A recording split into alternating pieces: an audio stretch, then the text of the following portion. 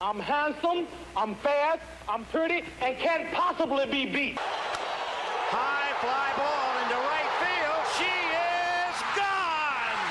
They might be going to call George Brett out. Well, he's out. Yes, sir. Brett is out. Look at this. Brett is out. He's teaming mad. He is out. Swung. Fly ball deep left center. Grissom on the run. Yes! The Atlanta Braves have given you a championship. Auburn going after it. Here's a good snap. It is blocked. It is blocked. It's caught on the run. It's caught on the run. He's going to score. David Wagner has scored. And Auburn is tied the game. It's good! It's good! It's good. It's good! It's good. It's good! Van Tiffin has won the ball game. Alabama has beaten Auburn! I'd like for the people to remember me as being a winner, because I ain't never been nothing but a winner.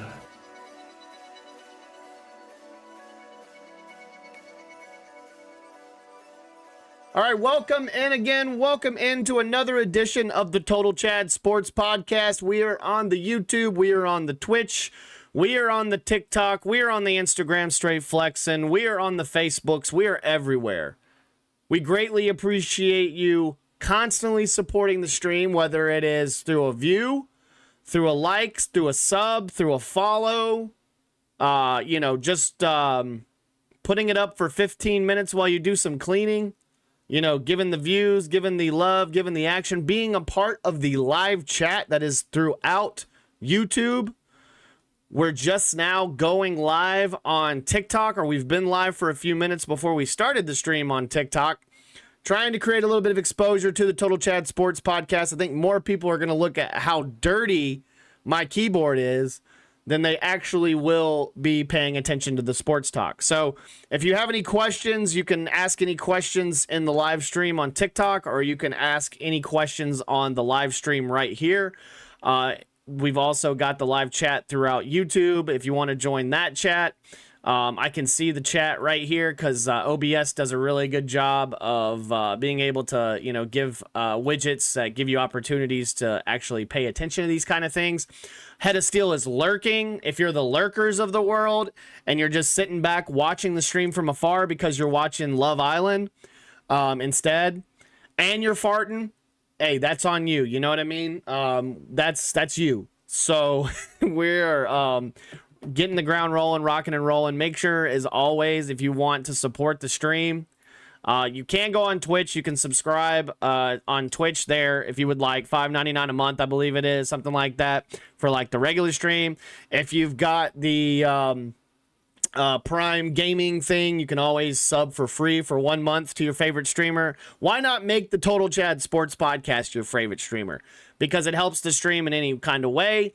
A lot of the money that we try to accrue is to try to help generate revenue and generate donations for the local Greater Humane Society to help the dogs and cats in my area. People need food, people need medicine, people need all those types of things to keep these puppers and these kittens being able to get adopted, make more money here locally, help the community, everything like that. But also help with the walk to end Alzheimer's, because like we've said many times before, it's something that really strikes home. It's something that in a charity that you either know somebody that has Alzheimer's, you either have met someone, you have somebody in your family, you know, it could be your grandmother, your grandfather, like whoever, your great uncle, whoever, like it's you've at least known somebody, or you've heard of somebody that has it in your community. And what better way to just kind of, sit here and literally make a better way to create exposure for those types of great charities, because that's just what we're here for. If you're joining the TikTok chat again, make sure you ask some questions if you'd like to. I see a bunch of people are joining. Say hi. You don't have to donate. You don't have to do any types of things on TikTok. But if you can, go on over to YouTube, youtube.com/@CoachGrizzleTV, or just search Total Chad Sports Podcast and give us a like and subscribe. Give us a follow on Twitch, twitch.tv/CoachGrizzle, because it's one of those fun things to do. That's why we went live. We've got a bunch of people in here. We got Jake with Coach getting in here. We got Chad in here. We've got, who else is in here? Marcus is in here. Renegade. Batman 5. It's honor, like honor, like my honor, like War of Rights honor, or is this a different honor? Because that's scary. That's absolutely scary. The one and only honor. That is absolutely scary. So if you're on YouTube, you can see it right there. You can also Cash App, Venmo, all those types of things. $ Coach Grizzle on the Cash App, Venmo at Mass Braves. If you want to donate money that's going to go to, you know, one of these local charities that I'm a part of, just say it in the little thing and we'll take it. We'll donate it. There's a thrift store here locally, Three Tails Resale. And they try to donate as much possible, you know, objects that people don't want anymore. And it's a big thrift store that goes back, all the money goes back into that whole thing. So trying to help with the Greater Humane Society here locally and try to give all these opportunities for people to be able to adopt, be able to get like some cheaper vet services, everything like that. You know, medicines, all those types of things for the doggos and cats. So, you know, what better way to do that? So if you want to donate to that as well, if you're on YouTube right now, you can see it. It's Cash App, $ Coach Grizzle, Venmo at Mass Braves. But always remember, you can always subscribe on the Twitch, and you can always like and subscribe for free on the YouTube. So what we'll try to do in the future is, if you are a subscriber, we'll try to do like subscriber only chats, types like that. But if you're on the TikTok, if you're on the TikToks of the world, like the honors, like we were talking about you, by the way, last night. We were missing you. We need you to come to at least one event. Like you gotta come back, because it's just too much fun. You know what I mean? Like it's just what we need. We just need that back in our life again. Tony has joined. Welcome, Tony. Who was talking about me? Who do you think? Everybody that's still around. Hazard, me, couple of people. That's the only people we were talking about you. Zen. Like, come on. Like, we miss you. There's a lot of Tennessee guys. Castilla, of course. You know the fam. You know the fam. I felt a disturbance in the force. Like, that's the thing. Like, we were missing you. What is this link, Head of Steel, that you're making me click on? Because I'm clicking on it right now. BS doesn't. Did you you clipped something? Lurking and farting. No wonder. No wonder. This guy always constantly supporting me. Thank you so much, Steel. Whoa, he just subscribed for 9 months in a row. Thank you so much. I'm so glad that I didn't have the screen up right there, and that I have like a generic sound. So I apologize for that, because YouTube seems to always want to go this like weird copyright route. It's like I took a video that wasn't the main person's video on Twitter or X, whatever you want to call it. And literally, I mean, literally, they sit there and they threw like a copyright thing, and they were like, well, to take away the copyright, you have to mute these 3 segments or whatever. We can go ahead and do that for you. So I did it. They were really good segments. They were really good things to talk about. They were to promote somebody else, not just for my stream. So honestly, it was just pretty stupid that they even did that. How is War of Rights? I mean, if anyone has ever played War of Rights, you know how War of Rights is. It is not for the common man. It's not for everybody. Like, it's not a game that that makes a lot of people want to do it. Welcome, Tabitha. Tabitha Cothran Bama, welcome. You got a flash goal. I've got a flash goal. I don't know what that means. Someone explain to me what that means. It's fun. You missed the 1776 event. I thought at least you'd come back around. They had a July 4th event for like 2.5 weeks, and I thought you would join, to be honest with you. I honestly thought you would join. How's your thing going? Aren't you like a cop or something? Like, what are you doing now? What's up, Kayla? Welcome. Yoked, welcome. Make sure you go to the YouTube, everybody, youtube.com/@CoachGrizzleTV. Like and subscribe there. You can keep up with everything going on in the Total Chad Sports realm. Make sure if you're watching the YouTube, we've said this many times before, go to the X page. Go give us a follow there as well. We're always going to post when we go live, or we try to post something that has to pertain to like stuff we're talking to. So there's a lot of that going on. We wanted to kind of highlight some of the things from the weekend, kind of highlight some of the things from the All-Star break, not the WNBA All-Star break, but the MLB All-Star break. Because everyone knows who an MLB player is. Not a whole lot of people know who the WNBA is. And we'll get in that later, because we're going to talk about how the whole pay us what you owe us dog crap is absolutely ridiculous. And really, it's like, you should be paying me ESPN money. You know what I mean? Like, you people out there should be paying me ESPN money for how bad the stream is right now. You know what I mean? Because if I'm just as good as the ESPN people, which I think I am, I think I can do a pretty good show. I think I can be pretty entertaining. Then you should probably be paying me ESPN money right now. Like, I shouldn't be getting pennies right now. You know what I mean? I should be getting quarters. Like, it's messed up. Like, or maybe dimes. I'm not asking for too much. I'm asking for maybe dimes. You know what I mean? I'm not going to lose you $50 million. You know what I mean? Like, I'm not going to lose you a lot of money. All right? Even with all these great athletes that they have. Welcome, Danny. Welcome to the stream. I thought about it. I just couldn't. I heard you. No, I know you miss us. I get it. I understand. What happened to the chat real quick? Let's put that back up. Where did the chat go? Oh, there it goes. Okay. The chat like went away for a second. That was kind of weird. Let's see. So what were we talking about? X. Go on to X. We've talked about it many times before. You can go on YouTube, hit us there.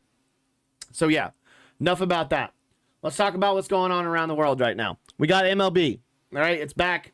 We don't care about the WNBA. Nobody cares. We don't care about UWSL soccer, or we don't care about Summer League basketball, because really it's really nothing right now. We're ramped up because it's July 21st. We've got 7 Sundays until like the NFL. We've got basically like 6 more weeks until we've got college football. So that's what we're really paying attention to. And really, we're trying to gain that exposure and that love for baseball again. I don't know if you're a baseball fan. That's why if you ever watch the stream, I'm always wearing my Trash Pandas hat. I live in the world of the Trash Pandas. They are my favorite double A affiliate. I get to go to attend a lot of those games. I enjoy them.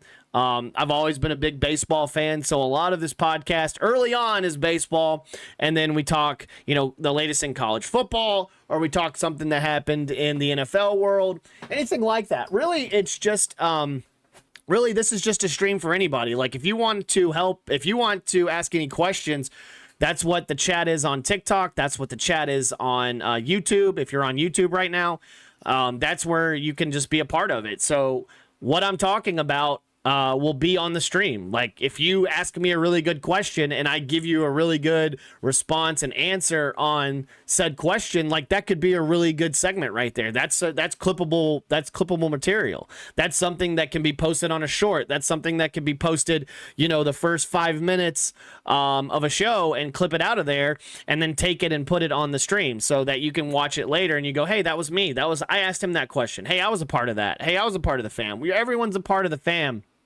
When it comes to this, we try to, I'm going to pull the camera down a little bit. We try to, just create exposure that way. We want anybody to be a part of it. User a bunch of numbers. Welcome. You know what I mean? Like, we're going to call you out for being here. It seems like more people want to join the TikTok stream than the Twitch and the YouTubes, which is fine. Totally fine. You do you. You want to do whatever. That's fine. We're using the TikTok to create exposure. So that's what that's for. All right. So the Orioles right now, yesterday, if you listen to this podcast, a lot of times it's probably going live as we're speaking. The games might be happening in a few minutes. Like right now, the Braves game, I think, is just starting. Yes. Top of the first. Bryce Elder has already given up a hit. There's a guy, or not a hit. He's given up a walk. He's already got a guy on first base.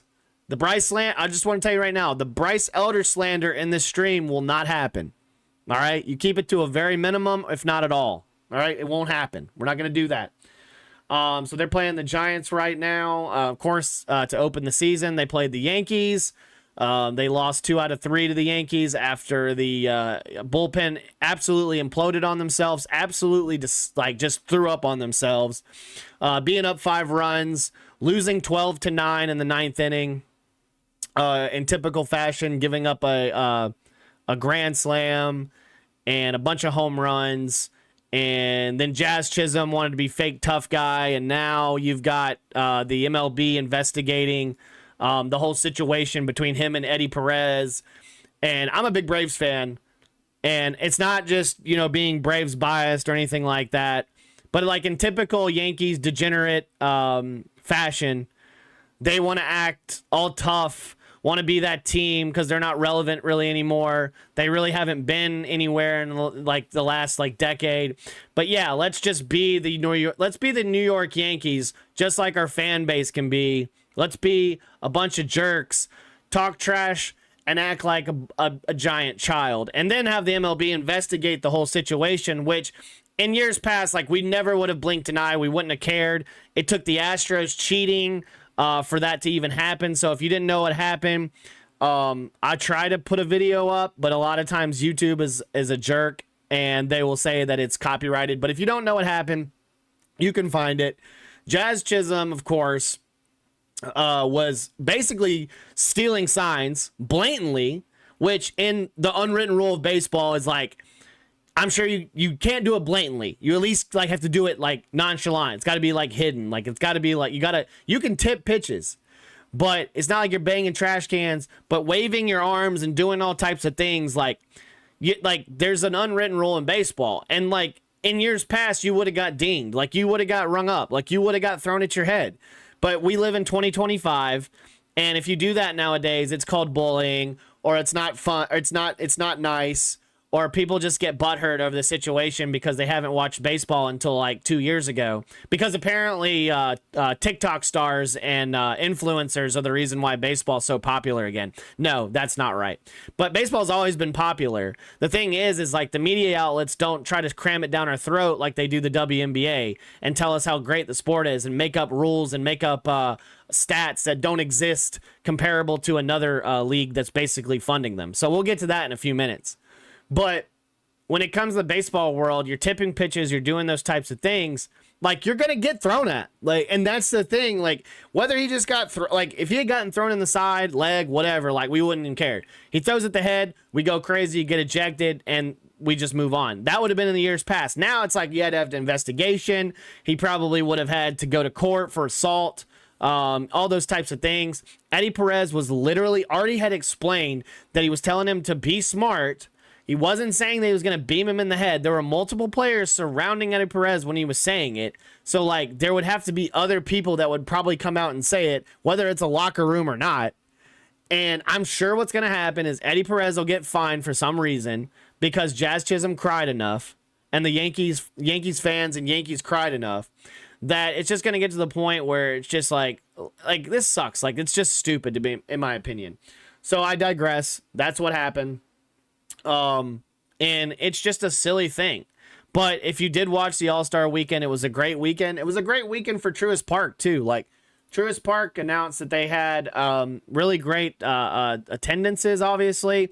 A lot of these influencers and everything like that, they got free tickets and priced everybody out, or got free tickets or got discounted tickets and priced everybody out. It's pretty messed up. You would have thought you would have seen more Braves fans in the stadium than you would have seen outside the stadium. But that seemed to be the case. I get it's an all-star game. You're going to have fans from all over or whatever, but it was still in Atlanta. You kind of expected more fans to be of the Atlanta Braves love. But apparently we have these sports where it's obviously if I was a TikTok star, all of a sudden everyone's inviting Coach Grizzle to the big event or whatever, right? That's apparently how it works because everybody's an influencer. Look, everybody has a podcast. Everyone's an influencer. Everyone can do something in their type of way to influence something. But not everybody should be promoted and uplifted the way that they do certain types of things because it's based on a lot of times on their looks. Okay. And it's ridiculous when it comes to be like, oh, I'm this person. I got to go to this. I got to go to that. Well, like, what were your credentials? Like if I'm quote not a media person, like there's a lot of people out there that aren't media people either. All right. I mean, if I got to start doing the only coaches, that's like apparently my route to get in the door to somewhere else. Okay. So the whole weekend was great though. Cause I mean, like you have the battery, you have everything outside the All-Star break, everything like that. But they had over 137,000 visitors during the All-Star event inside of Truist Park. They had over 250,000 visitors to the battery alone. So I can only imagine Sports Social. Shout out to Sports Social, by the way, because they know me. PBR. There's a couple other, there's like an Italian restaurant. There's a couple other places, Murphy's, like all those places were probably absolutely packed. You probably couldn't find a seat. It was just a really good weekend that generated a whole bunch of like, you know, people and money and everything like that for the whole weekend because over $4 million in community initiatives. You had the unforgettable 715 tribute to Hank Aaron. And if you watch in an earlier podcast, it will be muted, but we do have a short on the YouTube. So like you can watch a little bit of that short, but you can find it on X, I'm sure. The tribute that was to Mrs. Aaron and then to, you know, of course, you know, Hank Aaron, the absolute GOAT, to be honest with you, and the home run leader. Because whether you want to say, oh, he may have juiced or he may have done something that we really didn't know about, like we know Barry Bonds juiced. Like, so a lot of them home runs got to come back. All right. And the ultimate home run leader in my eye, and that's not just being a Braves fan, is Hank Aaron. So, and as much as I grew up in the steroid era, look, I grew up in the steroid era. Okay. I loved baseball in the steroid era. I was a huge Huntsville Stars fan. Okay. Jose Canseco came through here. Mark McGuire, Giambi, you know, like Jason Giambi. Like there's been plenty of great athletes that have come through here that have possibly juiced. You know, that's happened. Like we know that's happened. But I'll say this, the home runs, the love, everything like that, like it was there for me as a Braves fan because of the great pitching though too. You had great pitching all through the late 90s and early 2000s that had to go up against all these juicers. I mean, but the thing is, like, chicks dig the long ball, you know what I mean? Like, baseball was fun when dudes, like, you go look at a roster from like 99 to 2000, and there's like a stretch where you see 1 through 9. They may not have a whole lot of home runs, especially right at the All-Star break or whenever, but their averages were so high. You go look at now. You got Nick Allen hitting 222. You got guys hitting 240 consistently. And apparently, like in this era of baseball or this era of the game where everything's fast paced and we're trying to get more runs or whatever, you still have issues where guys can't hit the ball to save their life. Like a guy that's hitting 300 is the best, you know what I mean? Or like 315, 320. Guys are hitting 330, 320 consistently, it seems like. Back in the day. So whether you want to feel some type of way, whether you are any kind of type of fan in the baseball world, you have to admit that the All-Star break or the All-Star game in Atlanta was I mean, it felt like baseball was fun. We talked about this before. It felt like baseball was fun again. You had the correct jerseys. You had everything right that was with the home run derby. I loved the hit off at the end of the All-Star game, whether it was new and old. Oh my gosh. Hey, Chad, it's Chloe. I know she's ready for school. Welcome. All those types of things to be able to sit here and talk about and debate whether, was it good or bad? Like if you're an older baseball fan, okay, cool. Maybe you didn't like the home run thing. But it's kind of like we've talked about it before when it comes to remaking movies like Superman, like Scooby-Doo, Ninja Turtles, all the Transformers, all those types of things where it's like this was made for the younger generation, but yet it was something that the older generation like grew up on. So like make it for the older generation at the end of the day. And I feel like with baseball, because it's the opposite. Like with baseball, it's like it's an old man sport. It's an older person sport for sure. And it's not the big three. You know what I mean? Or it is the big three, but it's not the big two, really. It's not what everybody wants to be. It's not football. You know what I mean? It's not basketball. It's baseball. And they're trying to grab the younger generation. And that was a great way to do it. And I don't care whether, you know, it's like PKs in soccer. What is the most exciting thing in soccer? The game or PKs? You sit there for 2.5 hours. You watch people not even score a goal. Okay. And then they go to PKs and it's like, everybody's interested. Everybody's enjoying it. Like, we love home runs in baseball. So the fact that we didn't get Bud Selig and they like basically called it a tie and then just end the game there, they ended it with a home run derby. And Aaron Boone is a moron. You got all those great athletes that can hit bombs, like 3 pitches, three, like just they have to hit 3 home runs. Okay. And it's basically warming up like they do every day in batting practice. And he picked like the 3 worst people that he could have picked. And it was like the NL obviously hasn't, like, they've only won 1 game in like the last 12 years against the AL. Happened to win it. And I love it. As an NL fan, I loved it. Dave Roberts probably could have picked Matt Olson at the end at least, so the crowd could have got pumped up and a little bit more into it. Got booed a little bit because he chose a bunch of rivals. But Kyle Schwarber, we've talked about this many times before. The Braves need to sign Kyle Schwarber. If the Phillies aren't going to do it, trade a bunch of people. You know you have this situation with the Braves and Ozuna. You're playing Drake Baldwin. You're playing Sean Murphy. Do they have? I didn't even look at the. Oh, I have it right here. Who is in it? They have Drake Baldwin and Sean Murphy tonight. Do not have Marcell Ozuna in the lineup. Okay, so you don't have Ozuna in the lineup. So if you feel like you can get some trade for him, get some trade, move around, everything like that, okay? Then figure out what you're going to do in the long run. Maybe even Murphy gets moved, who knows, because you're going to go the Drake Baldwin route. Have some money for Kyle Schwarber. You can play DH. Drake Baldwin plays catcher, right? Ronald Acuna still hits third. Profar's not cheating and juicing. Nacho Alvarez is the backup third baseman, but Austin Riley will be back. You know, who knows? They're also talking about that they can move Michael Harris after they just gave this dude a 3-year, $70-something million contract. So, like, at the end of the day, like, I don't know what the Braves really need to do here. You need to move some bats, because if you're not going to figure it out and you're not going to try to make a run to try to make the playoffs and make the wild card, because you're not going to win the division. You're not going to win the division.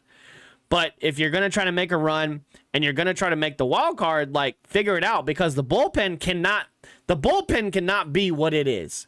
And as bad as the Braves are right now with all the injuries, you're going to have an older Chris Sale. So you're going to have to figure out next year, like, to either keep him, find a replacement, obviously, or something that's younger, a good pitcher to join, you know, the ranks of Spencer Schwellenbach, AJ Smith-Shawver. Of course, and even his last outing was really good. But even with Spencer Strider, it's like I get it. He had the Tommy John surgery, everything like that. But we haven't had the same Spencer Strider that we've had in those first 2 years. I mean, the man was the fastest to strike out like 200 batters, okay? The man was like setting records every time that he went out there and struck out more people. Like, it's crazy. It just doesn't make sense to me. Zach has something to say in the chat. I hate the WNBA whining. When you start making money through attendance and TV, then we will pay you more. Until then, shut up and take your $40K. That's the thing. They're making like 100. They're making like 100 to 200K a year. Literally, we had this a couple of years ago. Brittany Griner, before she went off to Russia because she can't make $200,000. Because apparently, to Brittany Griner, $200,000 a year isn't enough for her to survive. So WNBA players have to complain and whine and go to Russia or Ukraine or France or Brazil or wherever. Like, they have to go to some other country to make another 200,000 or something like that and get more exposure or something because it's not a full-time job apparently as a WNBA player. And then everyone wants to complain that they should get paid more. This is the same situation with the girls soccer, the women's soccer team. Don't want to say girls. I don't want to offend anybody. The women's soccer team, because they're not getting paid enough, and the men are making more. Well, because more people are watching the men. And as good as you are, you get shown up by a 15U Dallas soccer team of boys. Exactly.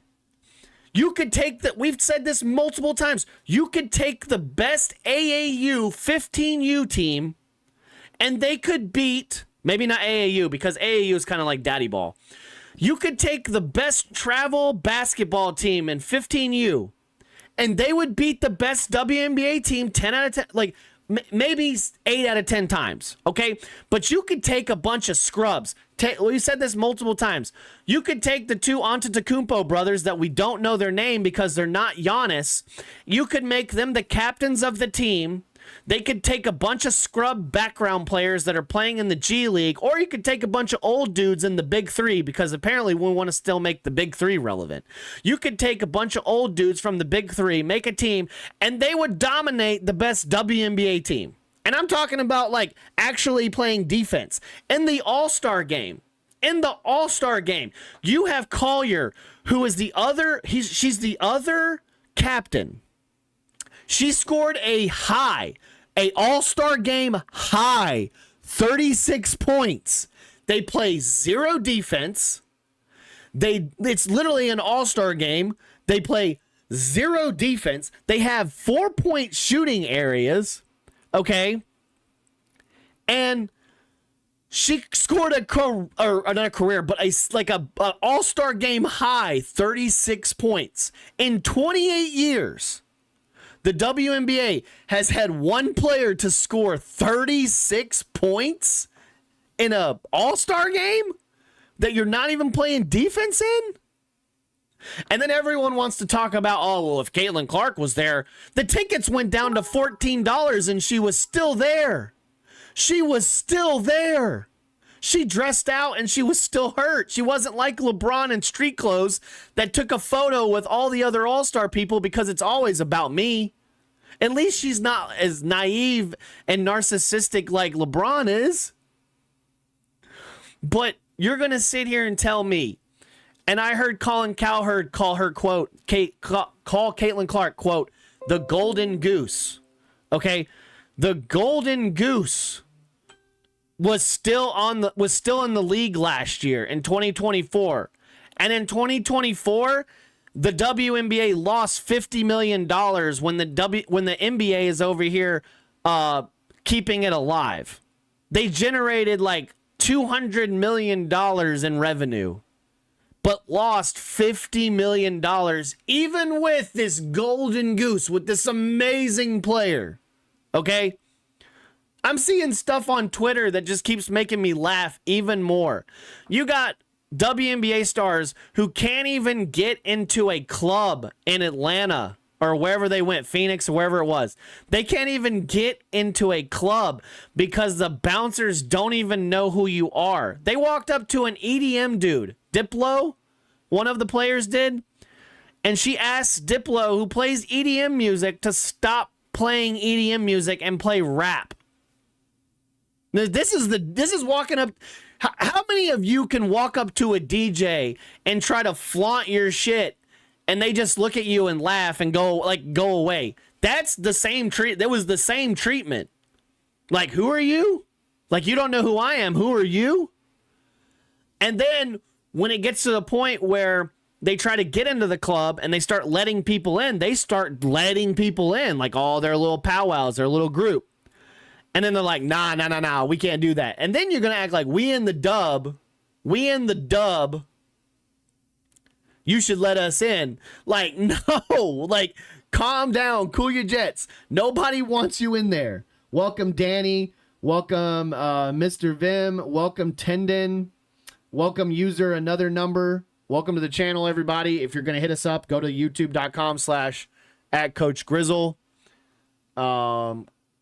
youtube.com/@CoachGrizzleTV, twitch.tv/CoachGrizzle. So yeah, like, don't get me started on that. We've already done enough of that. The whole shirts, pay us what you owe us. Like, you owe us. Like, you owe us money. Like, you owe us money. Look at this. Look at this. Pay them what you owe them. Pay the players. Pay us what you owe us. Like, if they got what they wanted, it would be nothing. In 28 years, ChatGPT destroyed them in 1 second.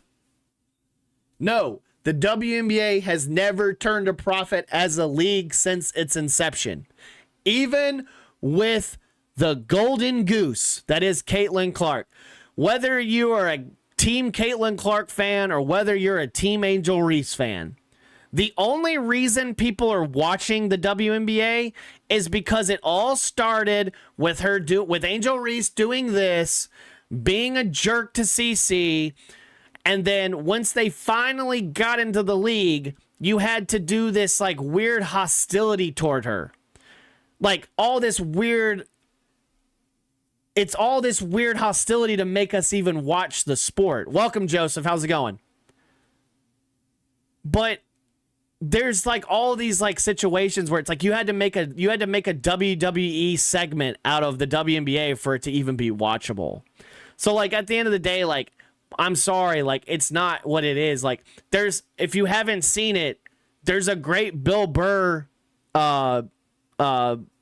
there's a great big Bill Burr segment where he talks about the women's soccer league and wanting more money, but then talking about the WNBA and then about how like females don't support the league. Like, how we're like, what am I supposed to do? I'm supposed to support the league when you don't even support the league, but you'll go watch stuff like Desperate Housewives or whatever, that Real Housewives of LA or Atlanta or whatever, where you're just tearing each other down, but you can't uplift a team full of players, but it's supposed to be my job to do it.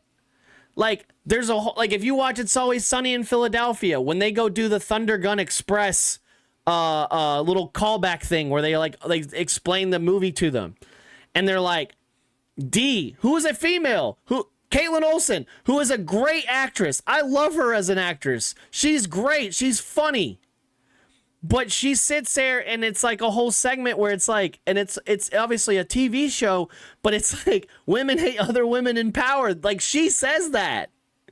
Like, and they don't like that. And it's like, you want to, like Bill Burr has said multiple times, and you can watch that comedy thing. Literally, you don't even support it.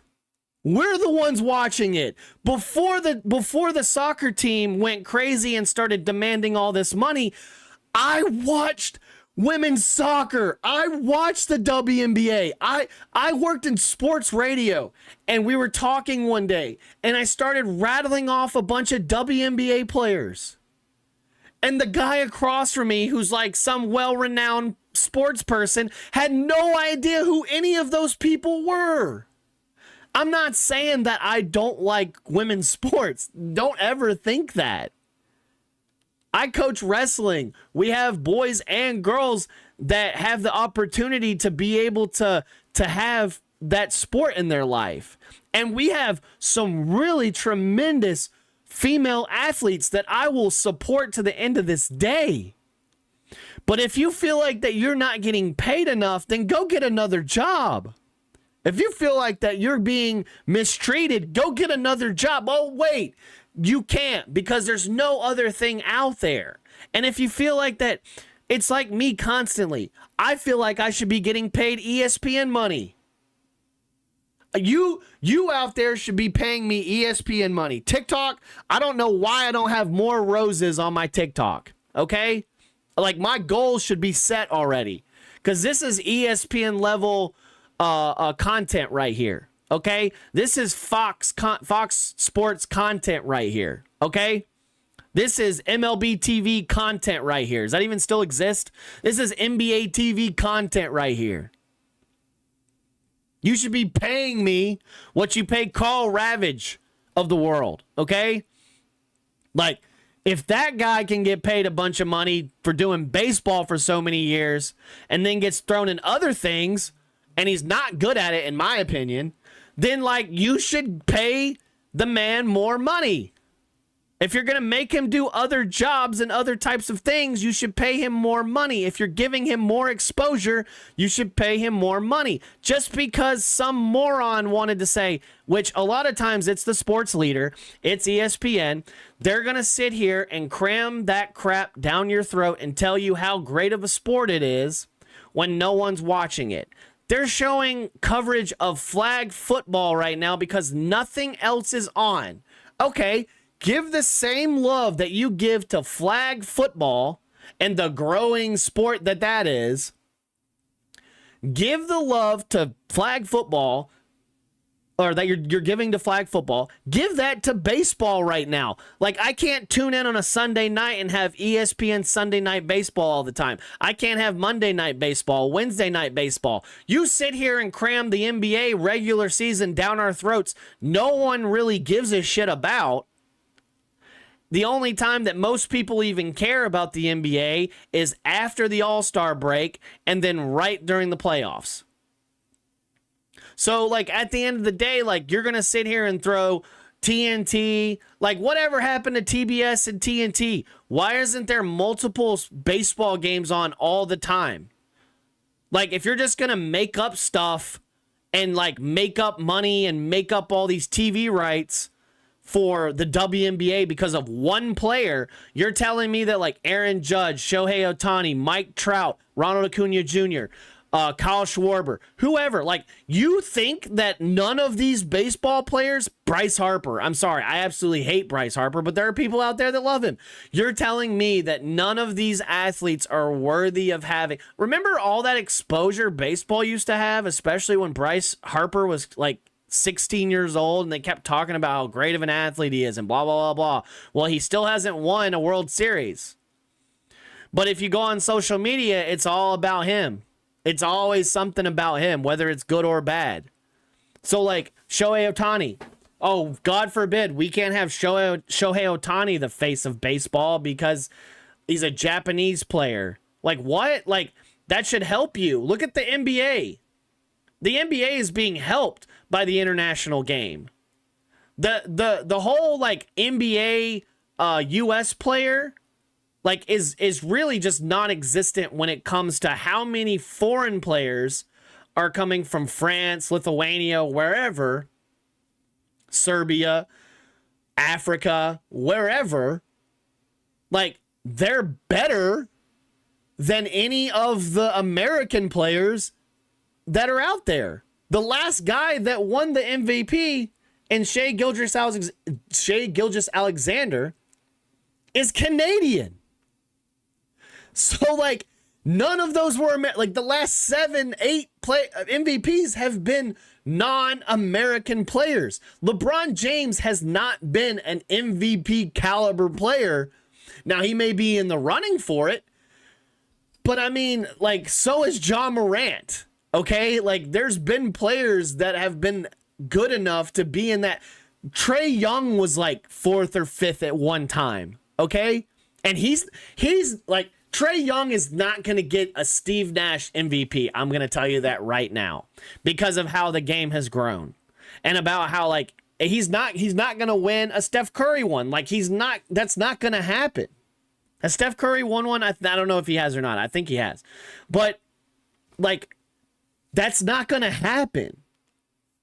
But if you go look at it, it's just how it has worked. Agree, I have nothing against watching and supporting the sport, but this entitled behavior grabs me the wrong way. Of course, because they're tone deaf. It's all me, me, me, me, me. I should be getting paid this. I should be getting paid that. It's just like with the NIL.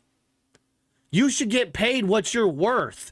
Coming straight out of high school and you're a 5-star, sure, that should be, like, if you're, quote, a 5-star, sure, there should be maybe a base salary for that. Maybe a 4-star base salary, 3-star base salary, okay? 2-star and lower, maybe you got to work that a little bit more, okay? That makes more sense to me for that to happen. Welcome, Colton, Ryan, Chloe, user so-and-so. Make sure you hit us up on youtube.com/@CoachGrizzleTV. Like and subscribe there. You can also be a part of the chat too. So if you got something to say, come on in and be on part of it. Hit the goal. We got the goal. We got to do all these like crazy dances and stuff for people to like acknowledge us. Get us the rose goal. Like it's frustrating because it's like even some of these athletes that will commit, like NIL world, some of these athletes that will commit to a certain school, right? It's not the same as it used to be. Guys can transfer, guys can do whatever they want, but everyone wants to bitch and complain when the coach transfers. Like, that's just how it is. Like, you committed. They should sign contracts now because they committed to that school. And then you get all this NIL money, whether it's a car or a car dealership advertisement or, you know, Raisin Canes or a Milo's. Milo's, were still waiting for that NIL deal. Okay? I should get an NIL deal. I drink more Milo's tea, okay, than any of these Alabama players, any of these Auburn players, Bo Nix's of the world. Bo Nix got a Milo's sweet tea deal. And I guarantee you that man never drank a sip of Milo sweet tea. You think a professional athlete like him just pounds Milo sweet tea on a regular basis? I highly doubt that. Okay? Do you think that he went in and he worked behind the counter? That's the one funny thing that makes me laugh with athletes, especially. What's up, Caden? They're working behind the counter and acting like, oh, I'm this great athlete trying to raise exposure, all these types of things.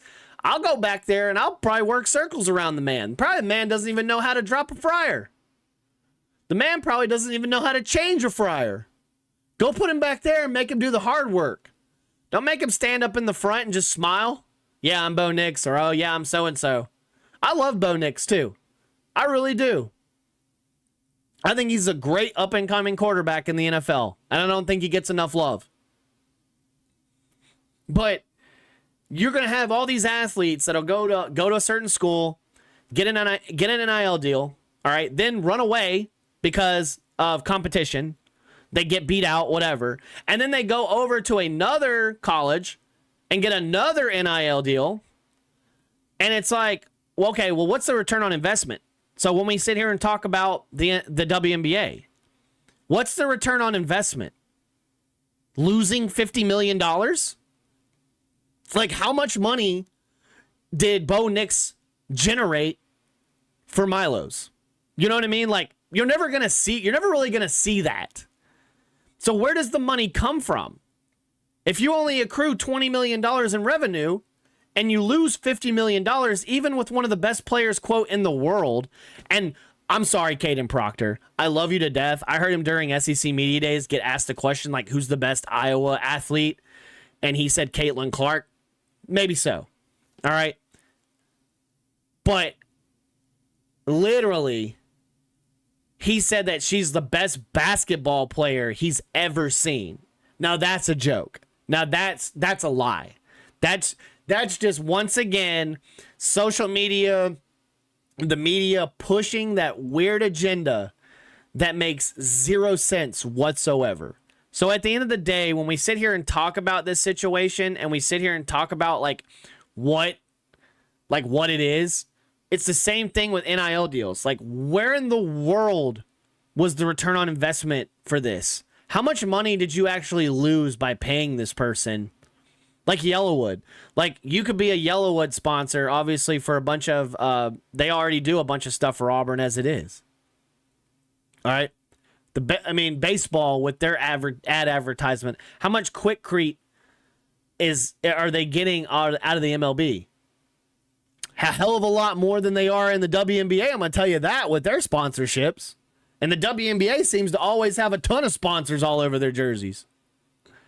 So, like, at the end of the day, and that's the reason why it was kind of cool when you look at that, when you go watch if you watch baseball and you look at the advertisement, look at the arm that they throw with, or look at the arm that is on TV when they bat. It will have the sponsor on that. So if they're a pitcher and they lean one way and like whatever the glove, or sorry, if they're a pitcher, it's going to be on their glove hand because their glove hand is going to be at the camera. If they're a batter and their bat right, it's going to be on their right arm, or their bat left, it's going to be on their right arm. If they bat right, it's going to be on their left arm because it's going to create exposure for the advertisement. And I don't really necessarily care too much about advertisement on the baseball thing because it's really just on the arm.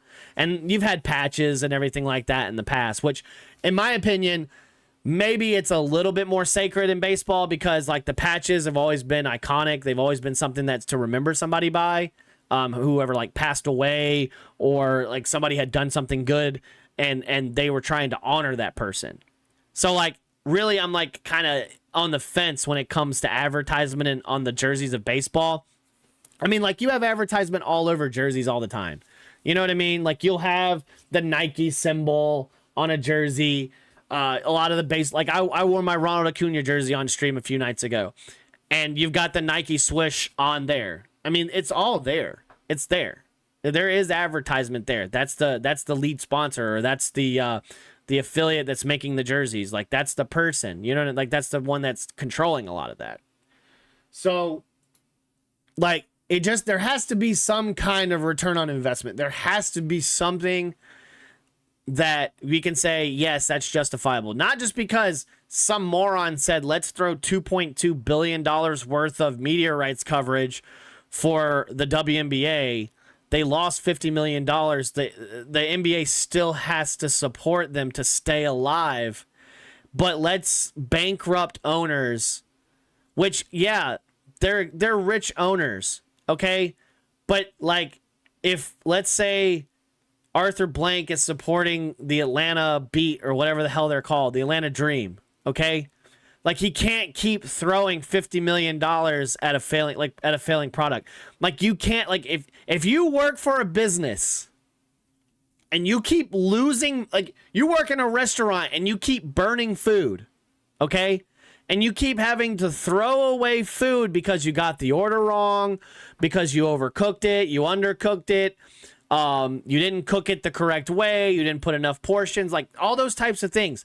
Like you're losing money for your establishment. How much longer can your boss continue to have you a part of the group when you are bringing nothing in? It's like in radio. You can't keep having a radio show or you can't keep being on the air if you don't make sales. Now, in some cases, for some other people, that's a different story.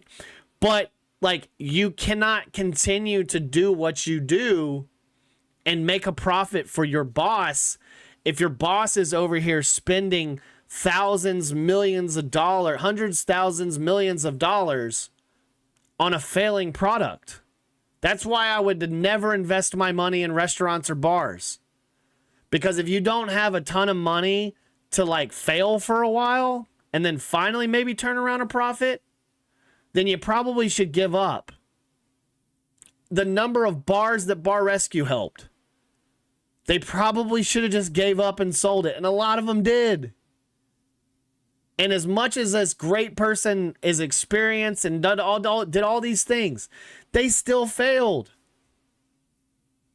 So at the end of the day, like, I'm sorry, like, I'm not going to feel bad for a bunch of tone deaf people that go, I should get paid more money when they haven't done anything.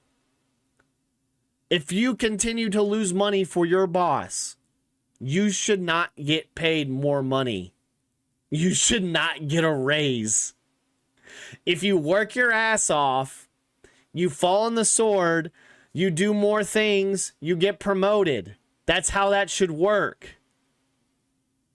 You shouldn't constantly keep working in a place where you're not being recognized or you're not being paid what you feel like. then go on somewhere else.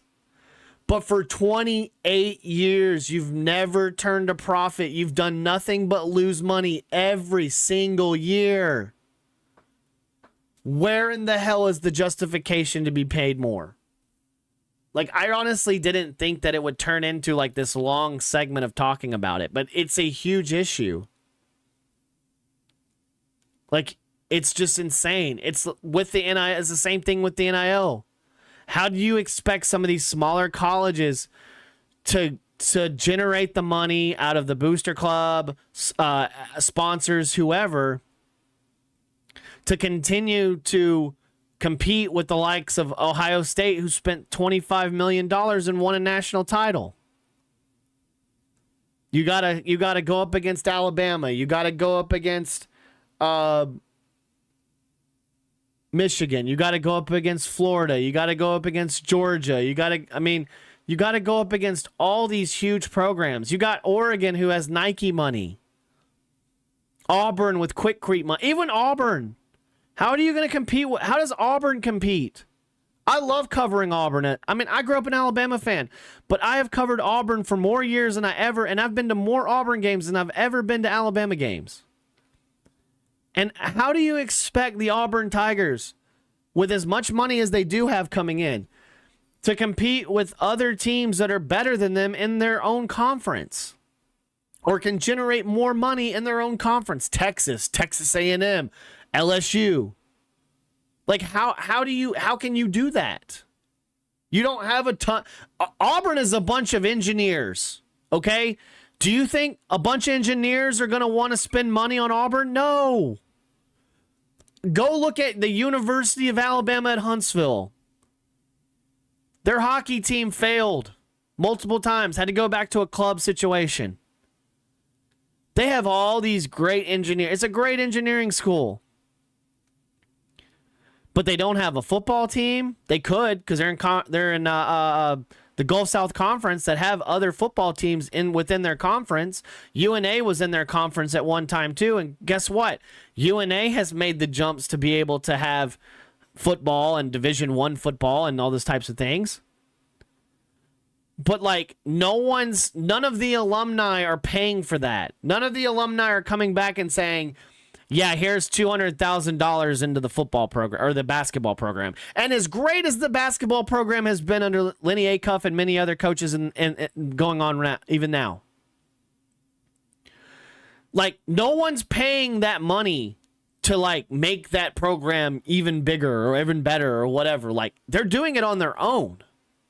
They're doing it through donations. They're doing it through the community. They're doing it.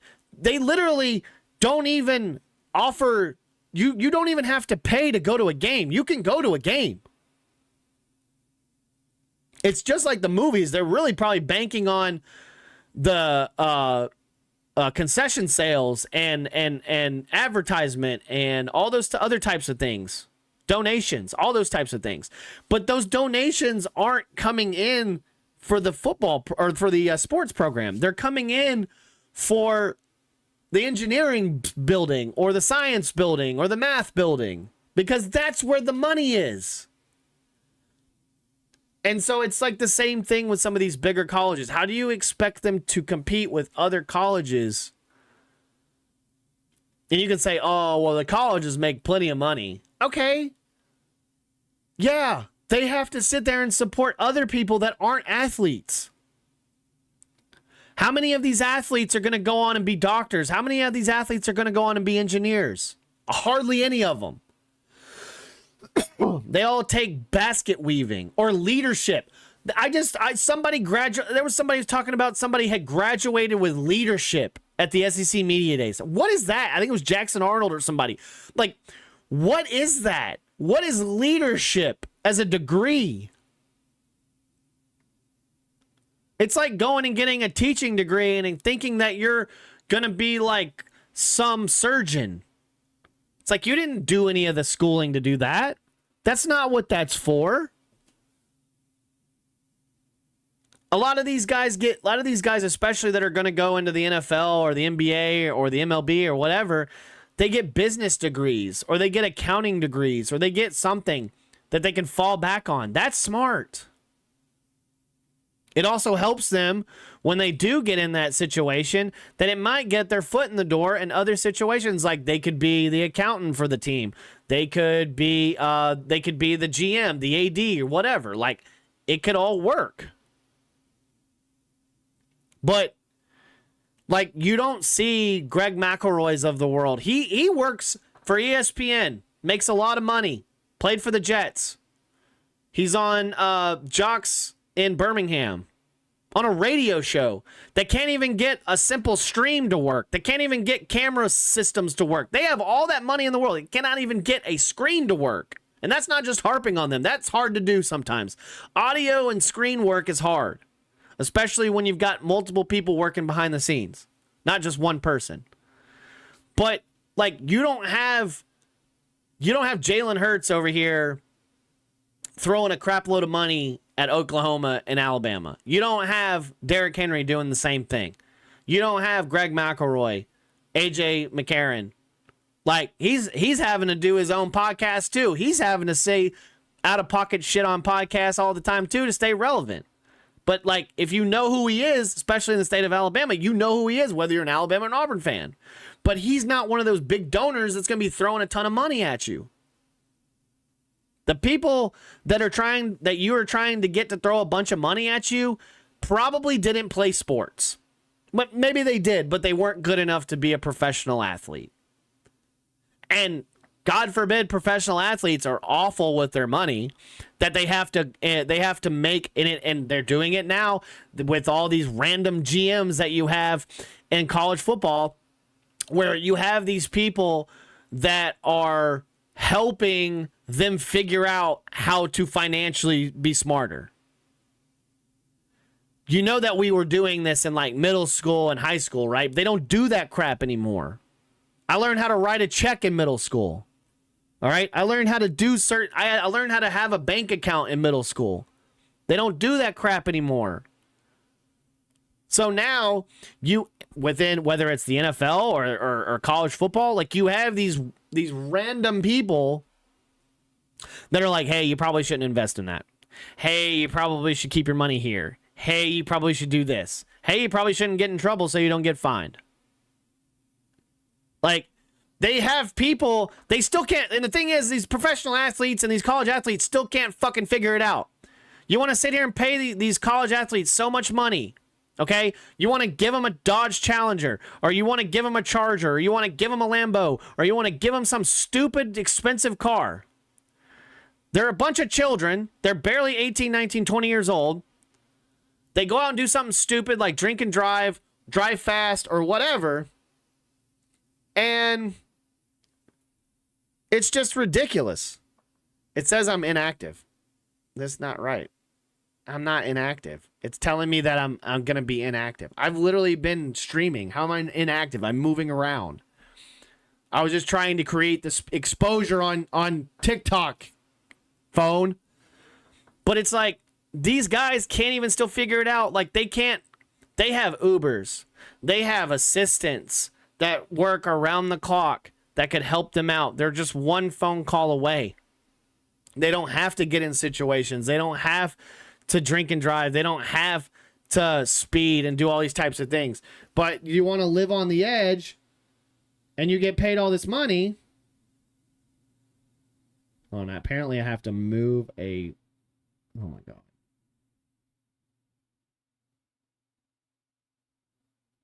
There we go. They pay all this money to have all these types of people helping in the background, and yet these athletes still do stupid crap and still get in trouble. Professional athletes, they go out, have a great game that night. They go and pull a Michael Burner Turner and get a DUI at 4 o'clock in the morning. Like, you have all this money. Uber takes 2 seconds.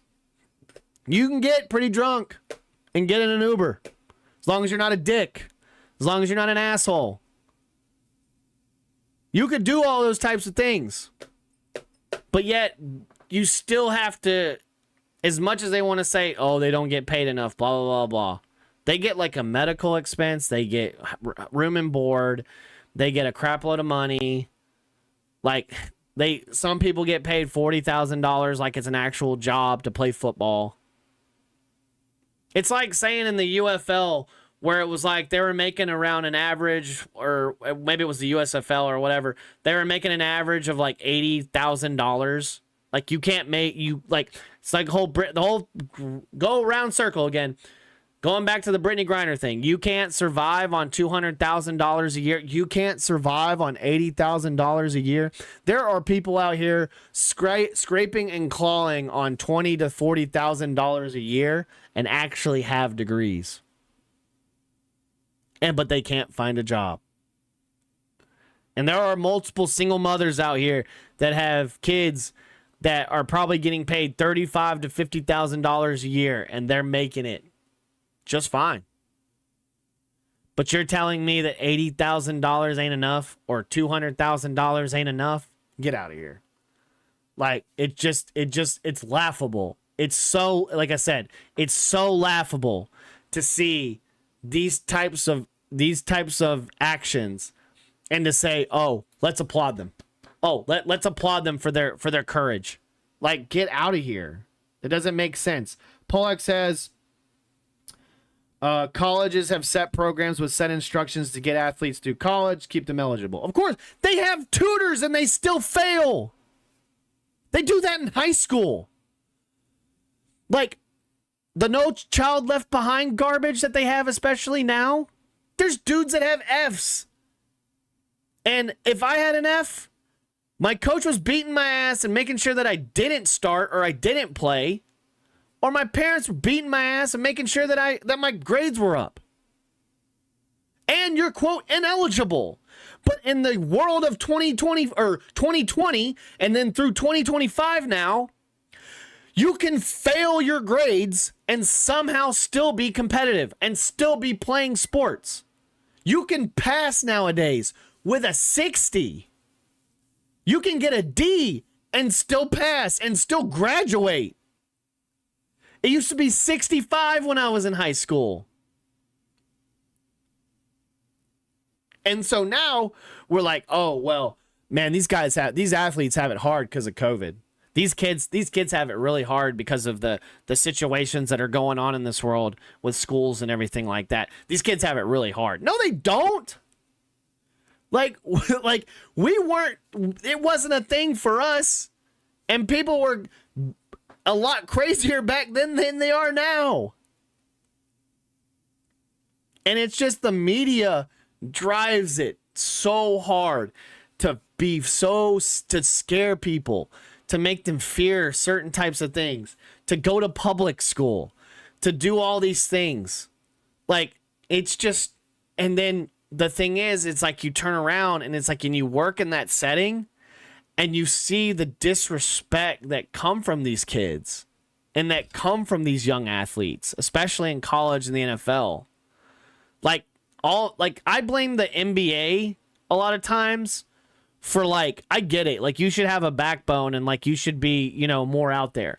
But, like, the NBA, like, a lot of those athletes, that entitled behavior came from that sport.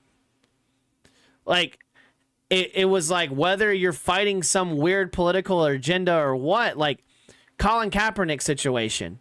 It's not that, like, he was a problem. He's a problem in a locker room. It's all about me. It's a problem in an NBA locker room. It's a problem in an MLB locker room. You're a team. There's no I in team. There is a me, but there's no I. And I was making a joke, but these are team sports. Wrestling is still a team sport, but it's one-on-one out there. But you're working in a dual match to help your team. And it's all these entitled players that feel like that they need to get on a podcast and talk about how shitty a president is, or talk about how they're not getting paid enough, or talk about how something happened in another state that had nothing to do with them. But let's get on there because they have this huge backing. Like, I could sit here and get on. I read your question, by the way, if you heard what I said. Like, I could sit here and get on and spout a bunch of bullshit about some weird political agenda that I'm about, And if I was Theo Vaughn or Drewski or like some D-list actor or some weird up-and-coming actor, and I'm saying a bunch of random out-of-pocket shit, there's a bunch of iPad kids out here that will believe it. It's like TikTok. As much people hate TikTok, there's a lot of good in TikTok. But there's a lot of bad in TikTok. I could sit here and say a bunch of random out-of-pocket shit on TikTok, and people will believe it. So, like, you kind of have to understand it. The only thing I care about is Lady Bird. Lady Bird. Lady Bird. See? She don't even care. I think she's laying down over here. Are you over here laying down? Hi. Everyone wants to see you. Come here. Come here. Come here. Everyone wants to see you. Come here. Where are you? Come here. Come here. She was sleeping. My bad. My bad. Everyone wants to see you. You know what I mean? It's like generating sports content. Nobody wants to see the sports content. They want to see the Ladybird content. She could just stand there and get thousands of millions of views. Everyone wants to watch me play Marvel Rivals. Nobody wants to watch me sit here and talk about sports. Oh, I'm so sick of it. Let's move on. Let's move on. Let's move on, please. Let's move on. College football and football news. Let's move on because we're done with baseball. We're rattling it all off. The Braves are up 5-2 right now on the Giants. What else? Let me edit it. Let me show everybody. Yesterday, a few days ago, whenever you're watching this on youtube.com/@CoachGrizzleTV, the Orioles are up on the Guardians 5-4. And whether you feel a certain type of way about the Guardians, they've already said, Cleveland has already said with the Guardians, they've already spent so much money since, which of course, 2020, again, generated dumbassness apparently, where we're offended by words that have been around for so many years. We're offended by team names that were created by those type of people, but it butthurt people that have nothing to do with it. So let's write petitions and go crazy and change names because we're so butthurt. We're still mad that the Braves are an offensive logo. The Braves are not an offensive logo. The Seminoles are not an offensive logo. The Braves and the Seminoles actually go out of their way to raise money for the local tribes. Like, and create exposure. The Redskins were literally named by Native American players. There are multiple high schools that still carry the Indians moniker because they're not a bunch of butthurt morons. And whether you care about the Guardians or whether you like the new logo or whatever, whether it's the Redskins, the Guardians, or whatever, both franchises have already said this, that they have made a ton of investment on the logos and everything like that, and probably will not be returning anytime soon, if not ever. And whether you feel some type of way about the Washington Commanders, Redskins, Washington football team, whatever you want to call them, I like that they went back to the old color scheme. Now, I would love for them to go back to either the arrow or go back to the actual head, the Redskin head. It's like the Blackhawks. How can you continue to sit there and say, okay, well, the Redskins isn't okay, but the Blackhawks is okay, or the Braves is okay, or whatever. Like, we're just going to go down this stupid rabbit hole of nonsense. Because the thing is they're honoring those people. And the thing is like we've said before, the people that were offended by these logos were not even of that orientation. Because between 2018 and 2020, a bunch of people just became stupid and started saying that, like, this is offensive, this is that, this is blah, blah, blah, blah. I got to create something different. I got to ruin everything else for a year of of tradition for teams. I saw the funniest thing ever. Okay? It was McNeil on Twitter. Okay?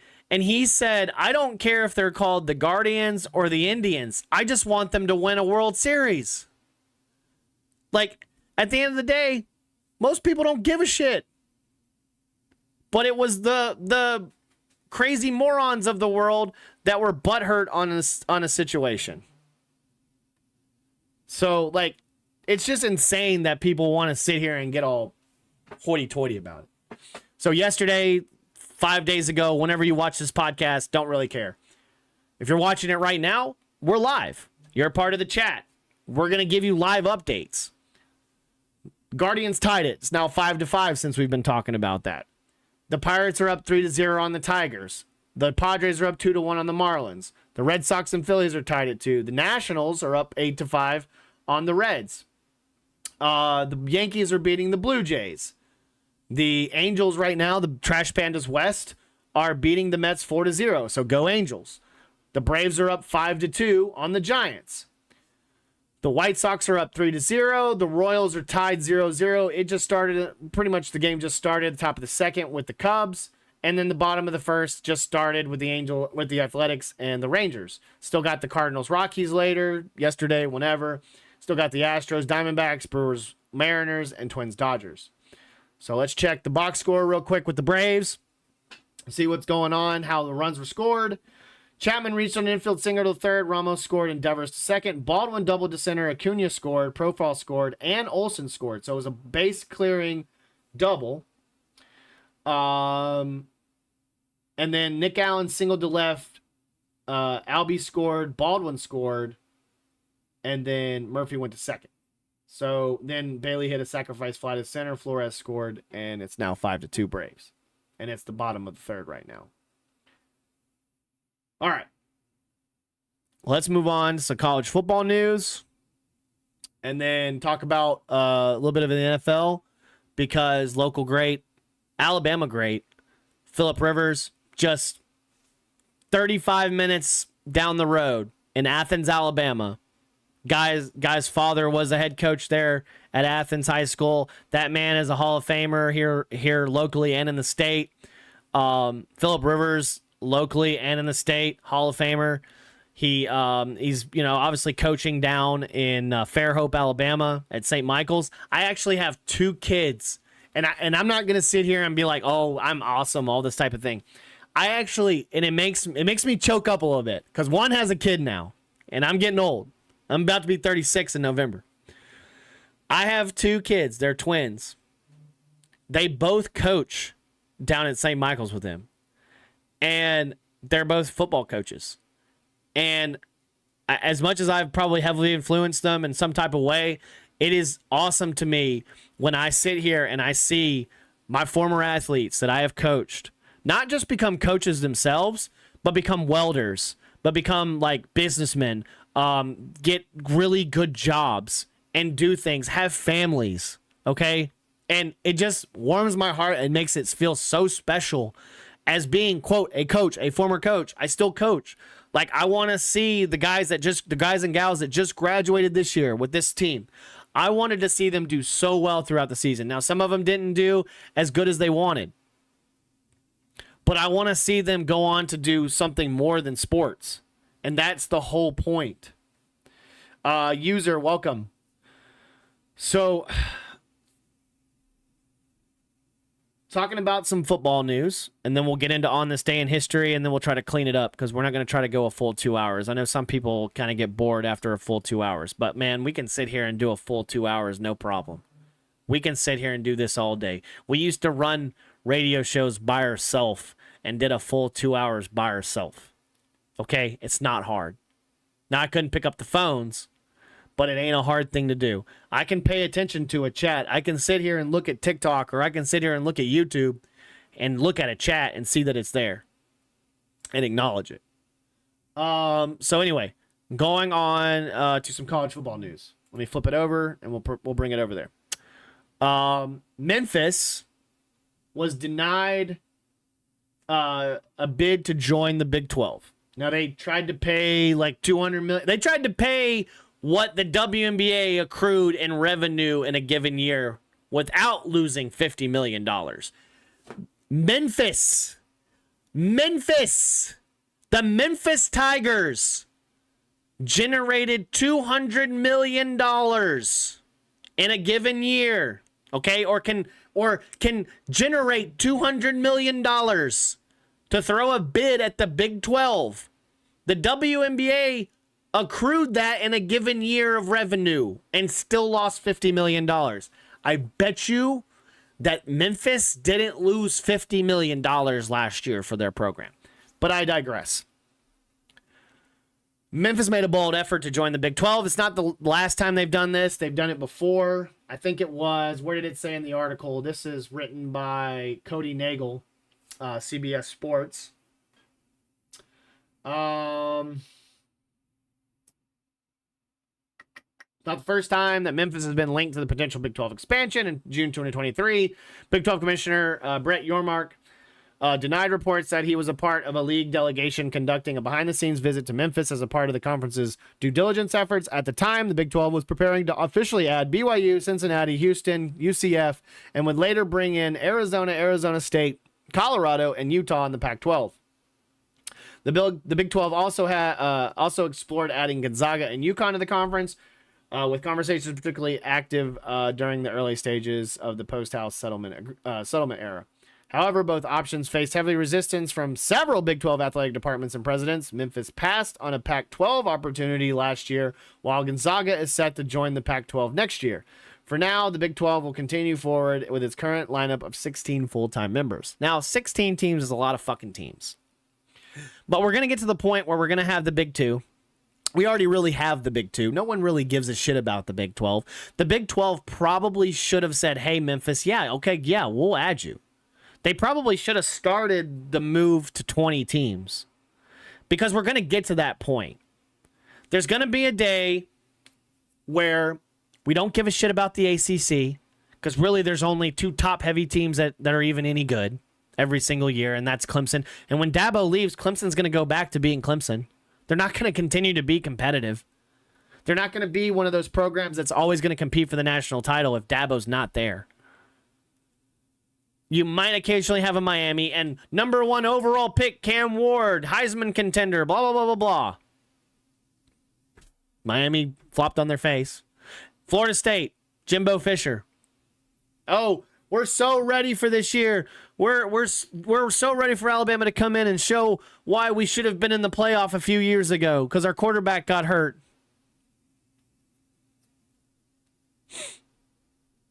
It's only 2 teams, really. It's Florida State. I wouldn't even really call Miami in that set, because realistically, it's only 2 teams: Miami and Clemson. The Big 12, you only have 2.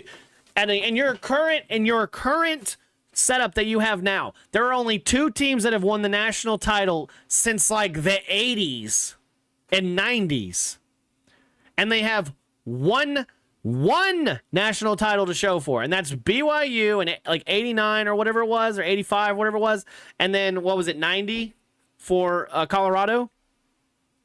And Colorado has been jumping between the Big 12, Pac-12, now back to the Big 12.